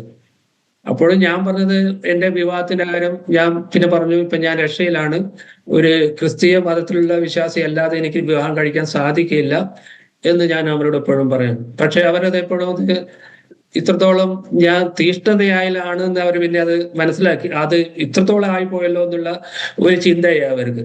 പക്ഷെ അവരൊരിക്കലും എൻ്റെ ചേട്ടനൊക്കെ സംസാരിക്കുമ്പോഴും പലപ്പോഴും അത് പറ്റില്ല, അങ്ങനെ സാധിക്കില്ല, അച്ഛനുണ്ട്, അമ്മയുണ്ട്, അങ്ങനെ അവരെല്ലാവരും ഉണ്ട്, അതുകൊണ്ട് എനിക്കത് പറ്റില്ല എന്ന് പറഞ്ഞുകൊണ്ടാണ് എപ്പോഴും. പക്ഷെ ഞാൻ പറഞ്ഞു, എനിക്കിനി ഏതായാലും ഞാൻ ഈ വിശ്വാസത്തിൽ മാത്രമേ ഉള്ളൂ, ഇതാണ് സത്യദൈവം എന്ന് ഞാൻ മനസ്സിലാക്കി. നമ്മൾ വിശ്വസിച്ചിരുന്നതും അവരുടെ സത്യദൈവമല്ല. പലപ്പോഴും നമ്മൾ അനുഭവിച്ച കാര്യങ്ങൾ, നമ്മുടെ കുടുംബങ്ങളിൽ ഉണ്ടായിരുന്ന പല ക്ഷേത്രങ്ങളോ അങ്ങനെ ഉള്ള കാര്യങ്ങളോ നമ്മളെ ഒരിക്കലും രക്ഷിച്ചിട്ടില്ല. പലപ്പോഴും നമുക്ക് സാമ്പത്തികമായിട്ടുള്ള ഒരു ബാധ്യതയായിട്ടാണ് മാറിയിട്ടുള്ളത്. അതുകൊണ്ട് ഞാൻ അതിൽ വിശ്വസിക്കുന്നില്ല. യേശു ക്രിസ്തുവാണ് യഥാർത്ഥമായ ദൈവം എന്ന് പറഞ്ഞുകൊണ്ട് ഞാൻ അവരോട് പറയുമായിരുന്നു. അങ്ങനെ ഇരിക്കുമ്പോൾ വീണ്ടും വിവാഹത്തിനോട് സംബന്ധിച്ച് പിന്നെ ഇവിടെ തന്നെ ഞാൻ പോകുന്ന സഭയില് അവിടുത്തെ പാസും അവിടെയുള്ള ദൈവമക്കളവരൊക്കെ എൻ്റെ വിവാഹത്തിന് വേണ്ടി പല കാര്യങ്ങൾ അന്വേഷിച്ചു നോക്കി. പെട്ടെന്ന് ആ സമയത്ത് ഇവിടെ ഒരു ഇംഗ്ലീഷ് ന്യൂസ് പേപ്പറിൽ ഒരു ചെറിയ അഡ്വർടൈസ്മെന്റ് കൊടുത്തു, ഇങ്ങനെ ഹിന്ദു മതത്തിൽ നിന്ന് കടന്നു വന്ന വ്യക്തിക്ക് വധുവിനെ തേടുന്നു പറഞ്ഞു. പക്ഷെ പ്രത്യേകിച്ച് ഒരു റിപ്ലൈ ഒന്നും ഞങ്ങൾക്കൊന്നും ലഭിച്ചിട്ടില്ല. പിന്നെയാണ് ഇവിടെ ബോംബെയിൽ നിന്ന് കടന്നു വന്ന ഇബ്രാഹിം സഹോദരൻ മുഖാന്തരം എനിക്ക് ദീനയുടെ പ്രൊപ്പോസലിനെ കുറിച്ച് അറിയാൻ ഇടയെത്തുന്നത്. അങ്ങനെ ഇവിടെ ഞങ്ങൾ അന്ന് കൂടിയിരുന്ന സഭയിലെ പാസ്റ്ററും അവരൊക്കെ ഏർപ്പാട് ചെയ്തുകൊണ്ട് ബോംബെയിലുള്ള പാസ്റ്ററുമായിട്ട്, അന്നത്തെ ബോംബെയിലായിരുന്ന പാസ്റ്റർ അച്ചൻകുഞ്ഞു പാസ്റ്റർ ആയിരുന്നു, ആ അച്ചൻകുഞ്ഞു പാസ്റ്ററുമായിട്ട് ഞങ്ങൾ അന്ന് അവിടെ വിവാഹത്തിന് വേണ്ടിയുള്ള കാര്യങ്ങളൊക്കെ ചെയ്യാൻ ഇടയെത്തിയിരുന്നു. സോറി, അനിയൻ കുഞ്ഞു പാസ്റ്ററാണെന്ന് തോന്നുന്നു. അച്ഛൻ കുഞ്ഞു പാസ്റ്ററാണ് അന്ന് വിവാഹത്തിന്റെ കാര്യങ്ങളൊക്കെ അന്ന് ചെയ്യാൻ ഇടയെത്തിയിരുന്നത്. അച്ഛൻ കുഞ്ഞു പാസ്റ്റർ അതിന്റെ എല്ലാ മേൽനോട്ടം അന്ന് വഹിച്ചു. പിന്നെ ദീനയുടെ മാമനും മാമിയും അവരെയൊക്കെയാണ് അന്ന് എല്ലാം കണ്ട്, പിന്നെ ദീനയുടെ അച്ഛൻ കടന്നു വന്നുകൊണ്ട് അവിടെ അന്ന് തന്നെ ചെറിയൊരു എൻഗേജ്മെന്റ് നടത്തി. എൻ്റെ വീട്ടിൽ നിന്ന് ആരും ഉണ്ടായിരുന്നത്, ഞാൻ തന്നെയാണ് എൻ്റെ എൻഗേജ്മെന്റ്. ഞങ്ങളുടെ ഇവിടെയുള്ള സഭയുടെ പാസ്റ്ററും പിന്നെ അവരുടെ അമ്മാമ്മയും അവരാണ് ഉണ്ടായിരുന്നത്. അങ്ങനെ പിന്നെ ഞാൻ 2000 ഈ എൻഗേജ്മെന്റ് കഴിഞ്ഞാണ് ഞാൻ എൻ്റെ വീട്ടിലേക്ക് പോയത്. ഈ എൻഗേജ്മെന്റ് കഴിഞ്ഞ ശേഷം ഞാൻ എന്ത് ചെയ്തു, എൻ്റെ ബോംബെയിലുള്ള ജ്യേഷ്ഠന്റെ വീട്ടിൽ പോയി. കാരണം ഈ ബോംബെയിലെ ജ്യേഷ്ഠന്റെ വീട്ടിൽ പോകുന്നതിന് മുമ്പാണ് എൻ്റെ എൻഗേജ്മെന്റ് കഴിഞ്ഞത്. പിന്നെ ജ്യേഷ്ഠന്റെ വീട്ടിലേക്കാണ് പോകാൻ ഇടയെത്തുന്നത്. അങ്ങനെ പോയി അവിടെയും ചില സംസാരങ്ങളൊക്കെ കടന്നു വന്നു. പക്ഷേ ഞാൻ പറഞ്ഞു, ഞാൻ അങ്ങനെ അവര് ഇങ്ങനെയുള്ള ഒരു വിവാഹത്തിന് വേണ്ടി ഞാൻ മുതിരുന്നുള്ളൂ എന്ന് പറഞ്ഞുകൊണ്ട് ഞാൻ എൻ്റെ നാട്ടിലേക്കാണ് ഞാൻ കടന്നത്. അങ്ങനെ നാട്ടിൽ പോകുമ്പോഴും വീട്ടിലാണെങ്കിൽ അവിടെയും അച്ഛൻ്റെയും അമ്മയുടെയും സഹോദരിമാരുടെയും പിന്നെ എൻ്റെ മൂത്ത ജ്യേഷ്ഠന്റെ ഭാര്യ അവരെല്ലാവരും പറഞ്ഞുകൊണ്ട് വിവാഹത്തിന്റെ കാര്യങ്ങളൊക്കെ ഓരോന്നും ഇങ്ങനെ എന്നെ പറയാൻ ഇടയെത്തുന്നു. പക്ഷെ ഞാൻ പറഞ്ഞു, ഞാനിപ്പോ അങ്ങനെ വിവാഹത്തിന്റെ കാര്യങ്ങൾ ഇതിന് ചെയ്യാൻ പറ്റില്ല എന്ന് പറഞ്ഞുകൊണ്ട് എൻ്റെ വിവാഹത്തിന്റെ കാര്യം ഓൾറെഡി ഒക്ടോബർ 12 പിന്നെ തീരുമാനിച്ച കാര്യം കഴിഞ്ഞ പ്രാവശ്യം വൈഫ് ദീന പറഞ്ഞതാണല്ലോ. അതിനുവേണ്ടിയുള്ള കാര്യങ്ങൾ ഞാൻ നടത്തുവാൻ വേണ്ടിയുള്ള കാര്യങ്ങളാണ്. അതിനുവേണ്ടി പോകാൻ വേണ്ടി ഇങ്ങനെ തയ്യാറെടുക്കുന്ന സമയത്ത് ആണ് ഞാൻ ഡ്രസ്സ് എടുത്ത്, എൻ്റെ കയ്യിലുള്ള ഡ്രസ്സും ഇതൊക്കെ എടുത്തുകൊണ്ടാണ് ചെറിയ ബ്രീഫ് കേസ് എടുത്ത് പോകാനാണ് ആഗ്രഹിച്ചത്. പക്ഷെ ഇങ്ങനെ ബ്രീഫ് കേസ് എടുത്ത് പോകുമ്പോൾ വീട്ടിൽ നിന്നാണ് എന്നെ സമ്മതിച്ചില്ല. അമ്മയുണ്ട്, എൻ്റെ 2 പെങ്ങന്മാരുണ്ട്, ജ്യേഷ്ഠത്തിൻ്റെ, ഇവരൊക്കെ പറഞ്ഞു നീ ഇപ്പോൾ എവിടെയും പോകണ്ട, ഇവിടെ ഒക്കെ ബോംബെയിലെ ജ്യേഷ്ഠൻ കടന്നു വരും, പിന്നെ നമുക്ക് വിവാഹത്തിന്റെ കാര്യങ്ങളൊക്കെ നോക്കാം എന്ന് പറഞ്ഞുകൊണ്ട് എന്നെ അവിടെ വിടാൻ ഇടയാത്തി. പക്ഷെ ഞാൻ പറഞ്ഞു എനിക്ക് പോകണം എന്ന്. പക്ഷെ വിവാഹത്തിനാണെന്ന് പറയില്ല, പോകണം എന്ന് പറഞ്ഞുകൊണ്ട് ഞാൻ അന്ന് ജസ്റ്റ് എൻ്റെ പാസ്പോർട്ട് മാത്രം എടുത്തുകൊണ്ട് എൻ്റെ പാൻറ് ഷർട്ട് മാത്രമുള്ള ആ ഡ്രസ്സ് എടുത്തുകൊണ്ടാണ് ഞാൻ തിരിച്ച് കുമ്പനാട്ടോട്ട് പോകുന്നത്. അവിടെ വെച്ച് കോഴഞ്ചേരിക്കാണ് വിവാഹം നടത്താൻ വേണ്ടി ആലോചിച്ചു. അവിടെയുള്ള മോനച്ചൻ പാസ്റ്റർ മുഖാന്തരമാണ് ഓരോ കാര്യങ്ങളും അറേഞ്ച് ചെയ്ത്. അവിടെ പോകുമ്പോൾ ഇപ്പൊ ഞാനിപ്പം എൻ്റെ വിവാഹത്തിന് വേണ്ടി പോകുന്നത് ഞാൻ ഒറ്റയ്ക്ക് എൻ്റെ ഷർട്ടും പാൻറ്റും മാത്രമേ ഉള്ളൂ, വേറെ ഒന്നുമില്ല. അങ്ങനെയാണ് പോകുന്നത്.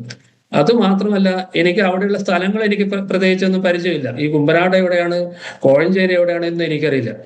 അവസാനം ഈ കുമ്പനാട്ട് പോണ ഏത് റെയിൽവേ സ്റ്റേഷനിലാണ് ട്രെയിൻ ഇറങ്ങേണ്ട പോലും എനിക്കറിയില്ല. അങ്ങനെയുള്ള സമയത്താണ് ഞാൻ പിന്നെ വീണ്ടും ഈ കുമ്പനാട്ട് ആ മോൻഷൻ മാസ്റ്റർ വീട്ടിൽ വിളിച്ചു ചോദിച്ചു, ഞാൻ ട്രെയിനിൽ വരികയാണെങ്കിൽ എവിടെയാണ് ഞാൻ ട്രെയിൻ ഇറങ്ങേണ്ടത് എന്ന് പറഞ്ഞു. അന്നേരം പറഞ്ഞു തിരുവല്ല ഇറങ്ങാൻ പറഞ്ഞു. അങ്ങനെ തിരുവല്ല ഇറങ്ങിയിട്ടാണ് പിന്നെ വീണ്ടും അവിടുന്ന് ബസ് പിടിച്ചിട്ട് ഞാൻ പിന്നെ കുമ്പനാട്ടോട്ട് പോകുന്നത്. അങ്ങനെ അവിടെ പോയി ഇറങ്ങിയിട്ട് പാസ്റ്റർ വീട്ടിലോട്ട് പോയി അവിടെ 1-2 ദിവസം താമസിച്ച ശേഷമാണ് വീണ്ടും എനിക്ക് വേണ്ടുന്ന വിവാഹത്തിനുള്ള ഡ്രസ്സുകളൊക്കെ അന്ന് എടുക്കാൻ ഇടയെത്തുന്നത്. അതിനുശേഷം ഒക്ടോബർ 12-നാണ് എൻ്റെ വിവാഹം നടന്നത്. അങ്ങനെ വിവാഹം നടന്ന് അവിടെ തന്നെ കുറച്ച് ദിവസം നിന്ന ശേഷമാണ് വീണ്ടും ദീനയുടെ വീട്ടിലൊക്കെ പോയി. പിന്നെ വീണ്ടും തിരിച്ച് ഞാൻ ഒറ്റയ്ക്ക് കണ്ണൂരിലോട്ട് കടന്നു വന്നു. അപ്പോഴേക്കും വീട്ടിൽ വീണ്ടും പ്രശ്നങ്ങളൊക്കെ ആയി. ഞാൻ ഈ വിവാഹത്തിന് പോയ സമയത്ത് എന്ത് വെച്ച് തന്നെ എൻ്റെ ബോംബെയിലെ ജ്യേഷ്ഠൻ വീണ്ടും നാട്ടിലേക്ക് കടന്നു വന്നു. പക്ഷെ അപ്പോഴേക്കും ഞാൻ അവിടെ ഇല്ലായിരുന്നു. അതുകൊണ്ട് പിന്നെ ജ്യേഷ്ഠൻ തിരിച്ച് വീണ്ടും ബോംബെയിലേക്ക് കടന്നു വന്നു. അങ്ങനെയുള്ള ഓരോ കാര്യങ്ങൾ കടന്നു വന്നു. പിന്നെ ഒരു കാര്യം കൂടി വെച്ചാൽ, ഇപ്പം എൻ്റെ വിവാഹം ഒക്ടോബർ 12 തീരുമാനിച്ചു. ഈ വിവാഹത്തിന് ഒരാഴ്ച മുമ്പ് 2 ആഴ്ച മുമ്പ് എൻ്റെ കൂടെ പഠിച്ച ഞങ്ങളുടെ കൂട്ടുകാരുടെ ഒരാള് എൻ്റെ വീട്ടിൽ കടന്നു വന്ന് എന്നോട് പുള്ളിക്കാരൻ്റെ വിവാഹത്തിന് എന്നെ ക്ഷണിച്ചു. പുള്ളി എന്നോട് പറഞ്ഞു, ഒക്ടോബർ 12 എൻ്റെ വിവാഹം നിശ്ചയിച്ചിരിക്കുകയാണ്, അതുകൊണ്ട് ഞാൻ വരണമെന്ന് അദ്ദേഹം എന്നോട് പറഞ്ഞു. അന്നേരം എനിക്ക് അദ്ദേഹത്തോട് പറയണമെന്ന് ആഗ്രഹം ഉണ്ടായിരുന്നു. എന്താണ്, എൻ്റെ വിവാഹം ഓൾറെഡി ഒക്ടോബർ 12 തീരുമാനിച്ചിരിക്കുകയാണ്, ഞാനിങ്ങനെ അതിന് വരുമെന്ന് എനിക്ക് പറയാൻ പോലും പറ്റാത്തൊരവസ്ഥയായിരുന്നു അന്ന് എനിക്കുണ്ടായിരുന്നത്. പക്ഷെ ഞാൻ ആ വിവാഹത്തിന് പോയി. ഞാൻ എൻ്റെ ആ വിവാഹത്തിന് വേണ്ടി 12-ാം തീയതിക്കുള്ള വിവാഹത്തിന് വേണ്ടി എല്ലാം പോയി. പിന്നെ വിവാഹം കഴിഞ്ഞ് തിരിച്ച് വീണ്ടും വീട്ടിലേക്ക് കടന്നു വന്നു. പിന്നെ ഞാൻ വീണ്ടും കുവൈത്തിലോട്ട് വരുവാൻ വേണ്ടി വീണ്ടും ഞാൻ നാട്ടിൽ നിന്നുള്ള ഡ്രസ്സുകളൊക്കെ എടുത്ത് തിരിച്ചു വരികയാണ്. അന്നേ സമയത്ത് വീണ്ടും ഞാൻ ദീനയുടെ വീട്ടിലോട്ട് പോയി. അവിടെ നിന്നാണ് വീണ്ടും തിരിച്ച് ബോംബെയിലേക്ക് കടന്നു വന്ന്, ബോംബെയിൽ ജ്യേഷ്ഠന്റെ അടുത്തേക്ക് കടന്നു വന്ന്. അങ്ങനെയൊക്കെ ആകുമ്പോഴേക്കും എൻ്റെ വിവാഹം കഴിഞ്ഞെന്ന് ഓൾറെഡി ജ്യേഷ്ഠൻ അവിടെ പല രീതിയിൽ മുഖാന്തരം അറിഞ്ഞു. അങ്ങനെ കഴിഞ്ഞ പ്രാവശ്യം വൈഫ് പറഞ്ഞതുപോലെ തന്നെ എൻ്റെ കയ്യിലുണ്ടായ ചില ഡയറിയിലെ ചില നമ്പറുകൾ എടുത്തു അവരെ കോണ്ടാക്ട് ചെയ്യാനും അങ്ങനെയുള്ള ചില കാര്യങ്ങളും അങ്ങനെ പല രീതിയിൽ അവര്, കാരണം ജ്യേഷ്ഠന് ബോംബെയിൽ മിക്കവാറും എല്ലാ സ്ഥലങ്ങളും അറിയാം. അങ്ങനെ സെയിൽസ് ഏജന്റായിട്ട് വർക്ക് ചെയ്തുകൊണ്ട്, LIC ഏജന്റായിട്ട് വർക്ക് ചെയ്തുകൊണ്ട് അവിടെയുള്ള എല്ലാ ആൾക്കാരെയും എല്ലാ സ്ഥലവും എല്ലാം മുഴുവൻ അറിയാം. അതുകൊണ്ട് എങ്ങനെയായാലും പുള്ളി ഒരു സ്ഥലം കണ്ടുപിടിക്കാൻ വളരെയായിട്ട് എളുപ്പം സാധിക്കുമായിരുന്നു. അങ്ങനെ എൻ്റെ കയ്യിലുള്ള എല്ലാ നമ്പറും എടുത്ത് അവരെല്ലാം കോണ്ടാക്ട് ചെയ്ത് അങ്ങനെ ഒരു രീതി സംസാരിച്ച് വിവാഹം കഴിഞ്ഞെന്ന് അവര് മനസ്സിലാക്കി. പക്ഷെ എന്നോട് അങ്ങനെ പെട്ടെന്ന് പറഞ്ഞില്ല. പിന്നെ ഞാൻ കുവൈത്തിലോട്ട് തിരിച്ചു വന്നു. ഞാൻ കുവൈത്തിലോട്ട് തിരിച്ചു വന്ന ശേഷമാണ് ദീന പ്രഗ്നന്റ് ആണെന്ന് അറിയാനിടയെത്തിയത്. അങ്ങനെ ആ സമയത്ത് വീണ്ടും എനിക്ക് പിന്നെ ഈ കാര്യങ്ങൾ മറച്ചു വെക്കാൻ ഒരിക്കലും സാധിക്കാത്തതുകൊണ്ട് ഞാൻ വീട്ടിലേക്ക് എല്ലാവർക്കും എഴുത്തെഴുതി. എൻ്റെ അച്ഛനും അമ്മയ്ക്കും, പിന്നെ ബോംബെയിൽ അതിന്റെ കോപ്പി എടുത്ത് ബോംബെയിലെ ജ്യേഷ്ഠനും മൂത്ത ജ്യേഷ്ഠൻ അന്ന് ബോംബെയിലായിരുന്നു, അവർക്കും പിന്നെ എല്ലാവർക്കും എഴുതി ഞാൻ എൻ്റെ വിവാഹം കഴിഞ്ഞു, ഇന്ന സ്ഥലത്താണ് വൈഫിന്റെ വീട്, വൈഫ് പ്രഗ്നന്റ് ആണ് എന്നുള്ള കാര്യങ്ങളൊക്കെ പറഞ്ഞ് അവർക്ക് എഴുതുവാൻ തോക്കേണ്ടത്.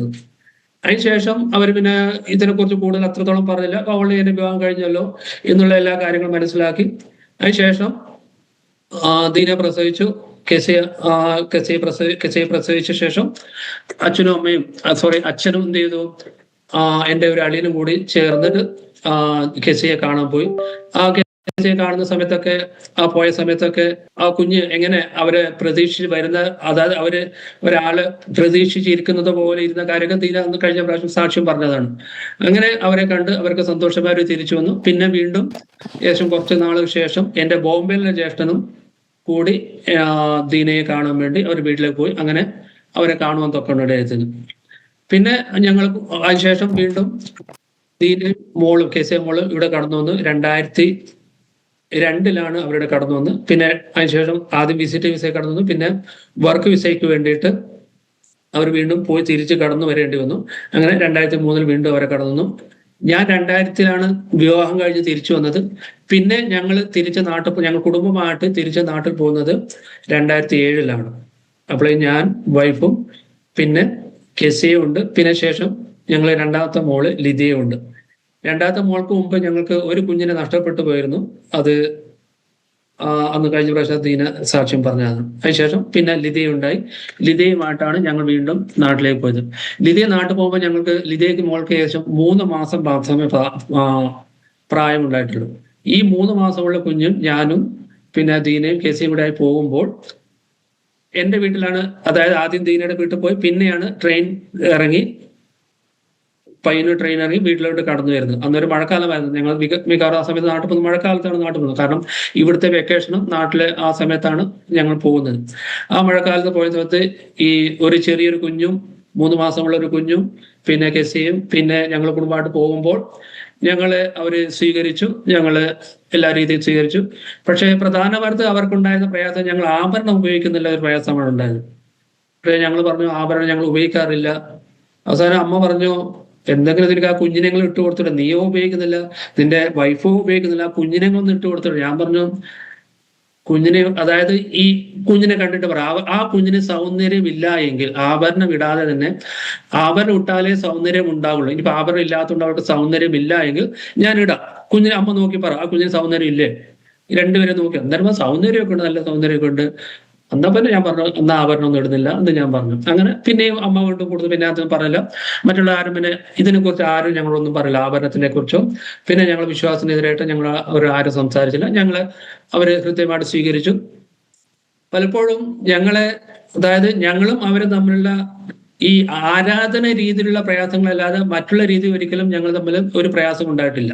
ഇപ്പൊ ഞങ്ങൾ കഴിയുന്ന രീതിയിലല്ല, അവരെ സ്നേഹത്തോടെ തന്നെയാണ് എല്ലാ രീതിയിലും കൈക്കൊള്ളുവാനായിട്ട് എത്തുന്നത്. അതുപോലെ തന്നെ മറ്റുള്ള എല്ലാ രീതിയിലും ഞങ്ങളും അവരുമായിട്ട് വേറെ രീതിയിലുള്ള ഒരു പ്രയാസമുണ്ട്. ജസ്റ്റ് ആരാധനപരമായിട്ടുള്ള എന്താ കാര്യം കടന്നാൽ ഞങ്ങൾ അതിൽ മാറി നിൽക്കും. മറ്റുള്ള എല്ലാ രീതിയിലും കഴിയുന്ന രീതിയിൽ ഞങ്ങൾ എല്ലാത്തിലും പാർട്ടിസിപ്പേറ്റ് ചെയ്തിട്ടുണ്ട് എന്ന് ഞാൻ അവരോട് പറഞ്ഞു. നിങ്ങൾ എല്ലാ രീതിയിലും ഞങ്ങൾ ചെയ്യാം, പക്ഷെ ഈ ആരാധനപരമായിട്ടുള്ള ദൈവികമായിട്ടുള്ള രീതിയിൽ മാത്രമേ ഞാൻ എന്ത് ചെയ്യുള്ളൂ, ഞങ്ങൾ മാറി നിൽക്കുള്ളൂ. ബാക്കി എല്ലാ രീതിയിലും ഞങ്ങൾ നിങ്ങളുമായിട്ട് ഒന്ന് തന്നെയാണ് എന്ന് അമ്മയോടായാലും അച്ഛനോടായാലും എല്ലാവരോടും പറഞ്ഞ് അവരെ മനസ്സിലാക്കി കൊടുക്കുമായിരുന്നു.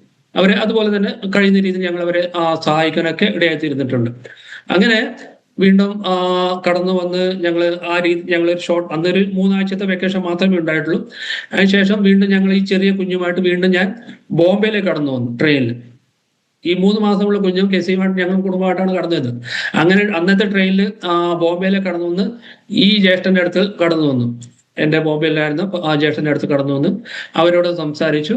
പിന്നെ ഞങ്ങള് വീണ്ടും തിരിച്ച് ട്രെയിൻ വഴി തന്നെ വീണ്ടും നാട്ടിലേക്ക് അന്ന് ട്രെയിനില്ല, അന്ന് പിന്നെ ഫ്ലൈറ്റിലാണ് തിരിച്ചു പോയത്.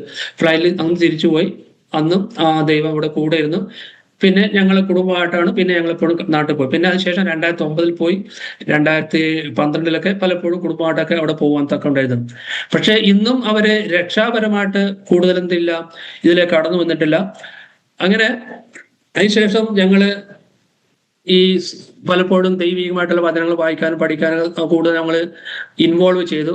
കാരണം ദീനയും ബോംബെയിലായിരുന്നപ്പോൾ ആത്മീയമായിട്ടൊക്കെ വളരെയധികം തീക്ഷ്ണതയോടെ നിന്ന കുട്ടിയായിരുന്നു. പിന്നെ എന്നെ പോലെ തന്നെ, അതായത് രക്ഷയെ കടന്നു വരുന്നതിന് മുമ്പേ അഭിഷേകം ലഭിച്ചതാണ് ദീനയ്ക്കും. എനിക്കും അത് തന്നെയാണ് ലഭിച്ചത്.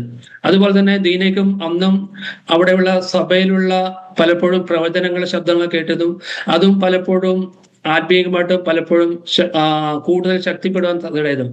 അതുപോലെ തന്നെ ഞാനും ഇവിടെ ഉണ്ടായിരുന്ന സമയത്ത്, അതായത് ഞാൻ ആദ്യം IPCലാണ് സ്നാനപ്പെട്ട് അതിനുശേഷം അന്ന് ജോലി മാറി വീണ്ടും 2000 ഞാൻ ജോലി വീണ്ടും വേറെ സ്ഥലത്തോട്ട് മാറിയ സമയത്ത് അവിടുന്ന് മാറി വേറെ സ്ഥലത്താണ് ആരാധനയ്ക്ക് പോകാൻ തക്കണ്ടായത്. അവിടുന്ന് ആത്മീയമായിട്ടുള്ള വചനങ്ങളും അതുപോലെ പ്രവചന ശബ്ദങ്ങളൊക്കെ കൂടുതൽ കേൾക്കാനായിട്ട്. അങ്ങനെ അതും ഞങ്ങളെ കൂടുതൽ ഞങ്ങളെ ആത്മീയമായിട്ട് ഞങ്ങളെ കുടുംബമായിട്ട് കൂടെ ബലപ്പെടുത്തുവാനായത്. പക്ഷെ ഈ സമയത്തൊക്കെ പലപ്പോഴും ഞങ്ങൾ പ്രയാസങ്ങളുണ്ടായി, സാമ്പത്തികമായിട്ട് പലപ്പോഴും പ്രയാസങ്ങളുണ്ടായിരുന്നു. പക്ഷെ ഓരോ സമയത്ത് പ്രയാസം ഉണ്ടായിരുന്നപ്പോഴും ആ ഓരോന്നിനും അതിലേക്ക് അതിജീവിക്കുവാൻ തക്കണം ഒരു വഴികളും പലപ്പോഴും ദൈവം അവിടെ തന്നിട്ടുണ്ട്. പലപ്പോഴും ജോലി ചെയ്ത സ്ഥലത്ത് സാമ്പത്തികമായിട്ട് ചിലപ്പോൾ ചില ഇൻക്രിമെന്റുകൾ തന്നുകൊണ്ട് അവിടെ നിർത്തുവാൻ സാധിച്ചു. കാരണം 2009 മോനും ജെറമി ഉണ്ടായി. 3 പേരുടെ വിദ്യാഭ്യാസത്തിന്റെ കാര്യങ്ങൾ, റെന്റിന്റെ കാര്യങ്ങൾ, പിന്നെ നാട്ടിലേക്ക് പോയി വരുവിന്റെ കാര്യം, ഇതൊക്കെ നടത്തുവാൻ തക്കണം ഓരോ രീതിയിലും ദൈവം ഓരോ മുഖാന്തങ്ങൾ ഒരുക്കി നമ്മളെ നിർത്തുവാൻ തക്കണ്ടായിരുന്നു. പലപ്പോഴും വാഹന യാത്ര ചെയ്യുമ്പോൾ പലപ്പോഴും ആപത്തുകളൊക്കെ ഉണ്ടായിട്ടുണ്ട്. എങ്കിലും അവിടെയൊക്കെ ദൈവം പിടിച്ചു നിൽക്കുവാൻ തക്കണം ദൈവം ഞങ്ങളെ സഹായിച്ചു. അതൊന്നും ഞങ്ങളെ വിശ്വാസത്തെ ഒരിക്കലും നമ്മളെ ക്ഷീണിപ്പിച്ചിട്ടില്ല. അതായത് ഈവൻ ചെറിയ ദൈവവചനം പോലും, ചെറിയ പ്രവചനം പോലും ഞങ്ങളെ പിടിച്ചു നിർത്തുവാൻ തക്കണം ദൈവം സഹായിച്ചിട്ടുണ്ട്. പിന്നെ തന്നെ ഞങ്ങൾ ജോലിയിൽ തന്നെ പലപ്പോഴും സാമ്പത്തികമായിട്ട് ഞങ്ങൾ ജോലി ചെയ്ത സ്ഥാപനങ്ങൾക്ക് സാമ്പത്തികമായിട്ടുള്ള പ്രയാസം കടന്നു വന്നു. അത് പലപ്പോഴും ഞങ്ങൾ ശമ്പളം ലഭിക്കാനുള്ള ചില തടസ്സങ്ങളുണ്ടായി. അവിടെയൊക്കെ ദൈവം പല രീതിയിലുള്ള മുഖാന്തരങ്ങൾ ഒരുക്കി ഞങ്ങളെ ചിലപ്പോൾ ഞങ്ങൾ സഭയിലെ സഹോദരന്മാരോ അല്ലെ മറ്റു രീതിയിലൊക്കെ ഞങ്ങളെ സഹായിക്കുകയായിരുന്നു. അത് മാത്രമല്ല, ഞങ്ങൾ ജോലി ചെയ്യുമ്പോൾ അവിടെ ഒരു സ്കീം ഉണ്ടായിരുന്നു. ചിലപ്പോൾ ചില സാലറിയിൽ നിന്ന് ചെറിയൊരു പേയ്മെന്റ് കട്ട് ചെയ്തിട്ട് അത് നമുക്ക് പിന്നെ തിരിച്ചു തരാന്നുള്ള അങ്ങനെയുള്ള മുഖാന്തരം ഒരുക്കി അതിൽ നിന്നൊക്കെ ഈ ശമ്പളം ലഭിക്കാത്ത സമയത്ത് നമുക്ക് പിടിച്ചു നിൽക്കുവാൻ തൊക്കെ ഇടയത്തുന്നു. അങ്ങനെ ഓരോ രീതിയിലും നമ്മളെ നിർത്തുവാൻ തൊക്കെ ഇടയത്തുന്നു. പിന്നെ ദീനയുടെ കുടുംബത്തിലുള്ള പിതാവിന്റെ സ്നാനം അതും വളരെയധികം അത്ഭുതമായിരുന്നു. അവിടെയും ഒരു അത്ഭുതം നടന്നെന്ന് വെച്ചാൽ, പിതാവിന്റെ മരണസമയത്ത് ദീന ഒരു സാക്ഷ്യം പറഞ്ഞിട്ടുണ്ട്. അതുകൊണ്ട് അനുബന്ധിച്ച് തന്നെ പലപ്പോഴും അവിടെയൊക്കെ നമ്മളെ പിടിച്ചു നിർത്തുവാൻ തൊക്കെയാണ് ഇവിടെയായിത്തീരുന്നത്. പലപ്പോഴും ചെറിയ ഓരോ കാര്യങ്ങളും ചെറിയ വചനങ്ങൾ പോലുമാണ് ഞങ്ങളെ പിടിച്ചു നിർത്താൻ. കാരണം ഞങ്ങൾക്ക് ഓടി പല രീതിയിലുള്ള പ്രയാസങ്ങളുണ്ട്, മറ്റുള്ള രീതിയിലുള്ള പ്രയാസങ്ങളുണ്ട്. അവിടെയൊക്കെ അതിനെ അതിജീവിക്കാൻ, അതിലൊക്കെ ആ പ്രതിസന്ധികളെ തരണം ചെയ്യുവാൻ തക്കണം ദൈവം ഓരോ സമയത്തും ദൈവത്തിന്റെ വചനം നമ്മളെ പിടിച്ചു നിർത്തുവാൻ തക്കണ്ടായിരുന്നു. ഞാൻ ജോലി ചെയ്യുന്ന സ്ഥലത്ത് തന്നെ, അതായത് പുതിയ കമ്പനിയിലേക്ക് മാറുവാൻ തക്കണ ഒരു സാഹചര്യം ലഭിച്ച സമയത്ത് ഞാൻ എന്ത് ചെയ്യണമെന്ന് ആലോചിച്ച സമയത്ത് ഞങ്ങൾ എപ്പോഴും കുടുംബമായിട്ടുള്ള പ്രാർത്ഥന എപ്പോഴും അന്യഭാഷയിൽ ഇരുന്ന് ഞങ്ങൾ പ്രാർത്ഥിക്കും. ഞങ്ങൾ എല്ലാവരും മിക്കവാറും വൈകുന്നേര പ്രാർത്ഥന സമയത്ത് അന്യഭാഷയിൽ ഞങ്ങൾ ഇരുന്ന് പ്രാർത്ഥിക്കുമായിരുന്നു. അങ്ങനെ അന്യഭാഷയിൽ പ്രാർത്ഥിക്കുമ്പോൾ കൈയടിച്ചുകൊണ്ട് തന്നെ ശക്തമായി ഞങ്ങൾ പ്രാർത്ഥിക്കുന്നു. ആ സമയത്തും പലപ്പോഴും ദൈവത്തിന്റെ ശബ്ദം നമ്മളെ കേൾപ്പിക്കുമായിരുന്നു. അങ്ങനെ ഒരു സമയത്ത് കേൾപ്പിച്ച ഒരു വചനമായിരുന്നു യെരമ്യാവിനെ നിർത്തിയത്. അതായത് ബാബിലോൺ കടന്നു വന്ന സമയത്ത് യെരമ്യാവിനോട് ചോദിക്കുന്ന ഒരു കാര്യമുണ്ട്. അതായത് നീ യെരൂശലേമിൽ നിൽക്കുന്നു, നീ ബാബേലിലേക്ക് പോകുന്നു, എന്ന് ചോദിച്ച ഒരു കാര്യ സമയത്ത് അവിടെ യെരമ്യാ പറഞ്ഞൊരു കാര്യമുണ്ട്, ഞാൻ യെരൂശലേമിൽ തന്നെ താമസിക്കാന്ന് പറഞ്ഞ സമയത്ത്, അങ്ങനെയുള്ള ഈ ജോലിയുടെ ഈ പ്രയാസങ്ങളൊക്കെ കടന്നു വന്ന സമയത്ത് ജോലി വേറെ സ്ഥാപനത്തിലേക്ക് നോക്കണമോ അല്ലെ അവിടെ തന്നെ നിൽക്കണമോ എന്നുള്ളൊരു കാര്യം കടന്നു വന്നപ്പോഴും അവിടെ ഈ കാര്യമാണ് അവിടെ എന്നെ പിടിച്ചു നിർത്തുവാൻ തൊക്കെണ്ടായിരുന്നത്. അങ്ങനെ ആ ജോലി ആ സ്ഥാപനം മാറാതെ തന്നെ അതിന്റെ വേറൊരു കമ്പനിയിലോട്ട് അന്ന് അവരുടെ തന്നെ വേറെ മേജർ ഷെയർ ഹോൾഡർ ഒരു കമ്പനിയിലോട്ട് മാറുവാൻ തൊക്കെ. അങ്ങനെ ഓരോ രീതിയിലും ദൈവം അവിടെ ഞങ്ങളെല്ലാ സമയത്തും പിടിച്ചു നിർത്തുവാൻ തൊക്കണം ദൈവം മുഖാന്നുള്ള ഒരുങ്ങി. അതുപോലെ തന്നെ അച്ഛൻ, ഞാൻ തൊട്ട് ഇപ്പൊ പറഞ്ഞു നിൽക്കുകയായിരുന്നു അച്ഛന്റെ, അതായത് ദീനയുടെ അച്ഛന്റെ മരണസമയം. അവിടെ അച്ഛൻ പെട്ടെന്ന് മരിച്ച സമയത്ത് ഞങ്ങൾക്കൊരു പ്രയാസമായിരുന്നു. കാരണം കുറച്ചുകൂടി ഒരു ആത്മീയമായിട്ടൊക്കെ ഒരു തീഷ്ണത പ്രാപിച്ചു വരുന്നതല്ലേ ഉള്ളൂ എന്നുള്ള പ്രയാസം ഉണ്ടായപ്പോഴും അച്ഛൻ മരിക്കുന്നതിന് മുമ്പേ തന്നെ അവിടെ ആ സമയത്ത് അവരുടെ സഭയുടെ പാസ്റ്ററും കുടുംബം അവിടെ കടന്നു വന്ന് ആ സമയത്ത് അവിടെ അച്ഛൻ ഉണ്ടായിരുന്നു. അത് മാത്രമല്ല വേറൊരു കാര്യം കൂടി അവിടെ നടന്നിട്ടുണ്ടായിരുന്നു. കാരണം അച്ഛൻ, ദീനയുടെ അച്ഛൻ പറഞ്ഞാൽ ഭയങ്കര വൃത്തിയൊക്കെ ഉള്ള, എപ്പോഴും വീടും ചുറ്റുപാടൊക്കെ എപ്പോഴും വൃത്തി വേണ്ടുന്ന ഒരു വ്യക്തിയായിരുന്നു. അച്ഛൻ മരിക്കുന്നതിന് മുമ്പ് അവരുടെ ആ സഭയുടെ, നൂറിനാട് AG സഭയുടെ അവിടുത്തെ സെമിത്തേരി കുറെ നാൾ ഉപയോഗിക്കാതെ ആകെ കാടും ഇതൊക്കെ പിടിച്ചിരിക്കുന്നതായിരുന്നു. പക്ഷെ അതിന് തൊട്ട് ദിവസം മുമ്പ് തന്നെ ആരുടെ ഒരു പ്രേരണ മുഖാന്തരം അതൊക്കെ ഓൾറെഡി വൃത്തിയാക്കി വെച്ചു. അങ്ങനെ വൃത്തിയാക്കി വെച്ച് ഒരു ആർക്ക് വേണ്ടിയാണെന്ന് ഒന്നും അറിയില്ല, ആർക്കും ഒരു പ്രേരണ തോന്നി അതെല്ലാം വൃത്തിയാക്കാൻ ഇടയായി തീർന്നു. പിന്നെ ആ ശേഷമാണ് എന്ത് ചെയ്ത് അച്ഛൻ മരിക്കുന്നത്. അങ്ങനെയാകുമ്പോ ഈ അച്ഛന് വെക്കുന്ന ആ കല്ലറ വരെ എന്താണ് വൃത്തിയാക്കി വെച്ച് ദൈവം കൊടുത്തു. അങ്ങനെയാകുമ്പോ ഇതൊക്കെ ഞങ്ങളെ, അതായത് ഈ ഒരു കാര്യം, അതായത് ഒരു ശവക്കല്ലറ വൃത്തിയാക്കുക പറഞ്ഞാൽ നമ്മുടെ കണ്ട് വലിയ കാര്യമല്ല. പക്ഷെ അത് ഞങ്ങൾ ഇൻവോൾവ് ചെയ്യുന്ന ഞങ്ങൾക്കത് വലിയൊരു വിശ്വാസത്തിനും ദൈവം ഞങ്ങളോട് കൂടെ ഉണ്ടെന്നും അച്ഛൻ ഒരിക്കലും നാശത്തിലേക്ക് പോയില്ല, അച്ഛനെ ദൈവം കൈക്കൊണ്ട് സ്വീകരിച്ചു, അച്ഛനെ ദൈവത്തിന്റെ ദൂതമായി സ്വീകരിച്ചു എന്നുള്ള ഒരു പ്രത്യാശ തരുവാൻ തൊക്കെയുള്ള ഓരോ കാര്യമാണ് ഞങ്ങൾക്കുണ്ടായിരുന്നത്.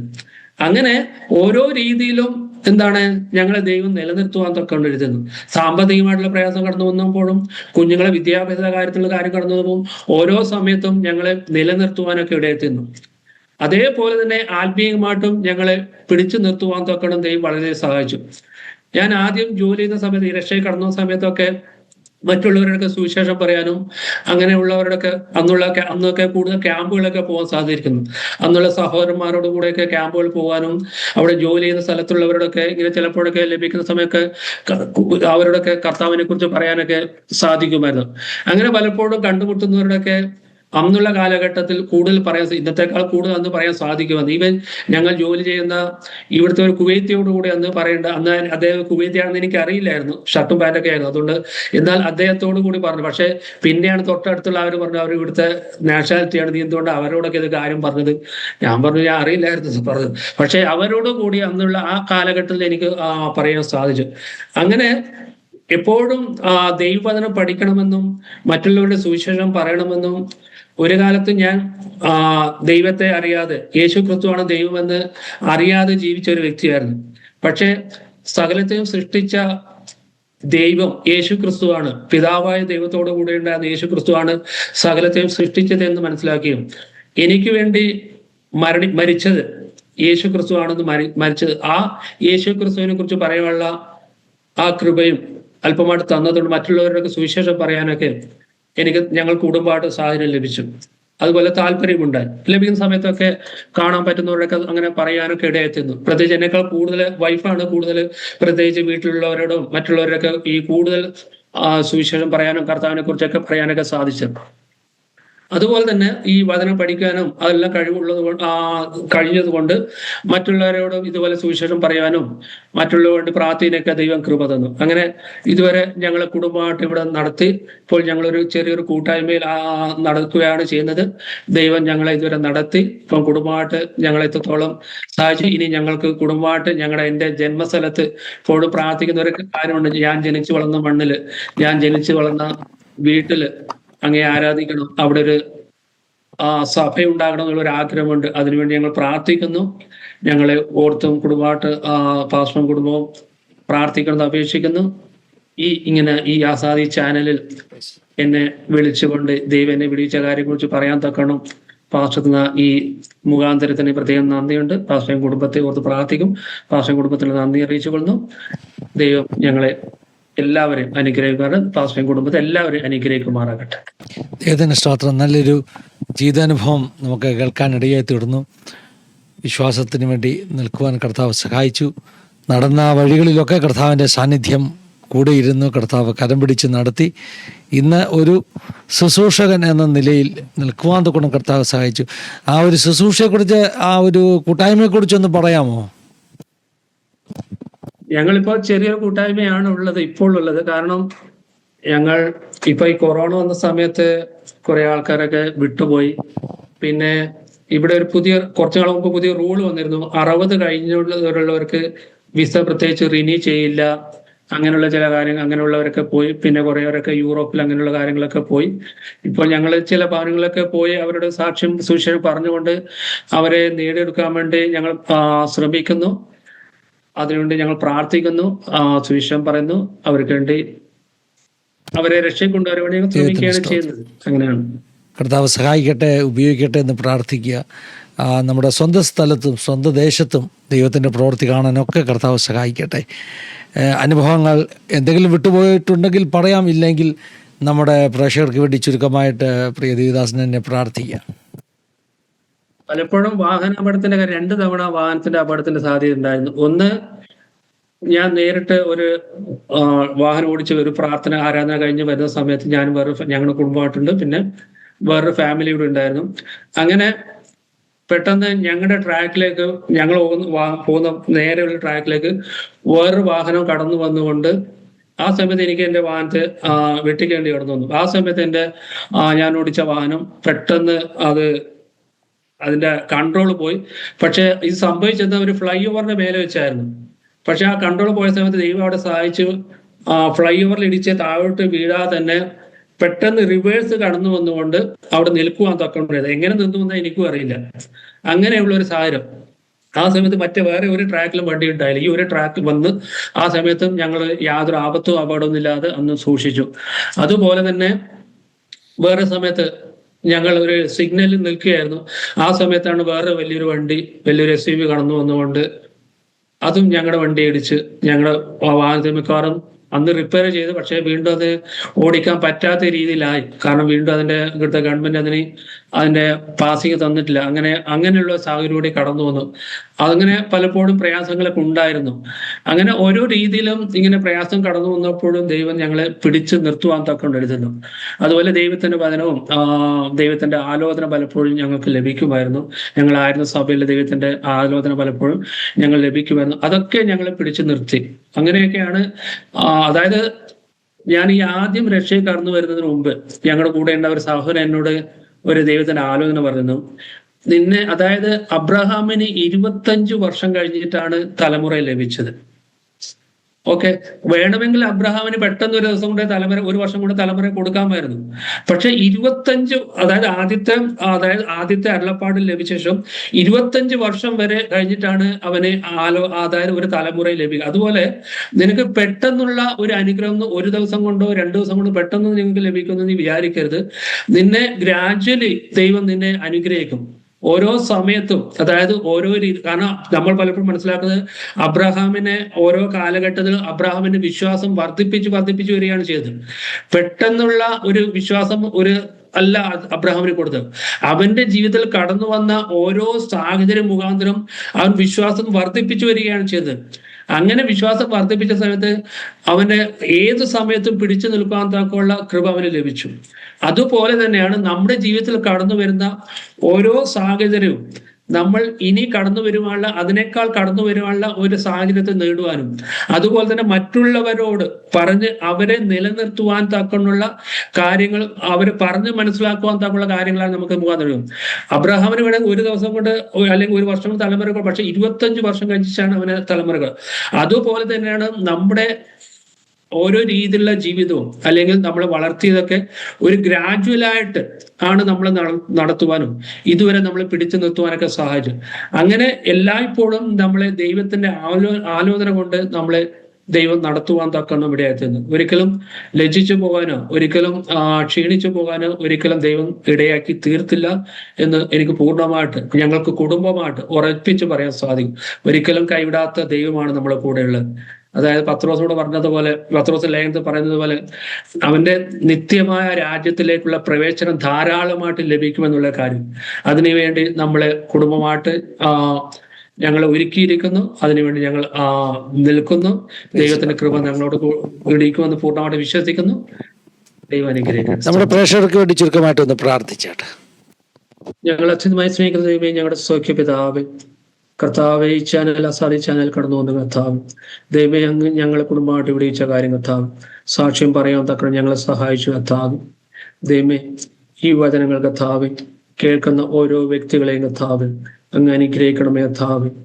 ദൈവമേ, അവരെല്ലാവരും ആത്മീയമായിട്ട് അനുഗ്രഹിക്കപ്പെടുവാനും എല്ലാവരും കർത്താവ് യേശു ക്രിസ്തു മുഖാന്തരമുള്ള നിത്യജീവൻ പ്രാപിക്കുവാനിടയെത്തണമേ എന്ന് പ്രാർത്ഥിക്കുന്നു.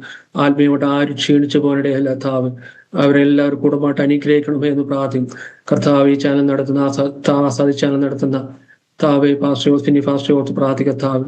ദൈവമേ, സിസ്റ്റർ ഓർത്ത് പ്രാർത്ഥിക്കത്താവ്. അവരെ കുടുംബാണ് ചെയ്യുന്ന ഓരോ വേലകളെ കർത്താവ് അവരെ അനുഗ്രഹിക്കണമേ. ഉപവാസ പ്രാർത്ഥനകൾ കർത്താവ്, അവരെ സഭകളെ കർത്താവ് അനുഗ്രഹിക്കണമേ. അനേകർ കടന്നു വന്ന കർത്താവ് രക്ഷ പ്രാപിക്കാൻ, ക്രിസ്തുവിനെ അറിയാൻ കർത്താവ് നിത്യജീവൻ പ്രാപിക്കുവാൻ കർത്താവ് മുഖാന്തരം ഒരുക്കണമേ എന്ന് പ്രാർത്ഥിക്കും. ഒരു പൗലോസ് വേല ചെയ്ത കർത്താവ് അനേകരുടെ പേര് കർത്താവ് നിത്യജീവന്റെ പുസ്തകത്തിൽ എഴുതുവാൻ തക്കണം ഇടയായി തീർന്നത് പോലെ കർത്താവ് പിന്നെ ഫാസ്റ്റിംഗ് കർത്താവ് കുടുംബത്തിന്റെയും ശുശ്രൂഷ മുഖാന്തരം കർത്താവ് അനേകരുടെ പേര് നിത്യജീവന്റെ പുസ്തകത്തിൽ എഴുതുവാൻ തക്ക അങ്ങ് മുഖാന്തരം ഒരുക്കുന്നവയ്ക്ക് സ്തോത്രം. കുട്ടികളെ ഓർത്ത് പ്രാർത്ഥിക്കത്താവ് അവിടെ വിദ്യാഭ്യാസ കാലം കൂടെ ഇരിക്കണം സഹായിക്കണമേ എന്ന് പ്രാർത്ഥിക്കും. തേമേ, ഈ സാക്ഷ്യം കേൾക്കുന്ന എല്ലാവരും കർത്താവ്, ഇനി കേൾക്കുവാൻ പോകുന്ന കർത്താവ് അവരെല്ലാവരും അനുഗ്രഹിക്കണം, കൂടെ ഇരിക്കണം, സഹായിക്കണമേ എന്ന് പ്രാർത്ഥിക്കും. പ്രാർത്ഥനയുടെ സ്തോത്രം യേശുവിന്റെ നാമത്തിൽ തന്നെ. ആമേൻ, ആമേൻ, ആമേൻ. പിതാപുത്ര പരിശുദ്ധാത്മാവാകുന്ന ത്രിയേക ദൈവത്തിന്റെ കൂട്ടായ്മ സഹവാസം കാവൽ നാം എല്ലാവരുടെ പേരും പ്രത്യേകമായി നമ്മുടെ നടുവിൽ കടന്നു നിന്ന് ജീവിതാനുഭവങ്ങൾ പങ്കുവച്ച പ്രിയ കർത്താനദാസൻ വിജയം ബ്രദറിന്റെ മേൽ ഇന്നു മുതൽ എപ്പോഴും എന്നേക്കും ഉണ്ടായിരിക്കുമാറാകട്ടെ. ആമേൻ, ആമേൻ.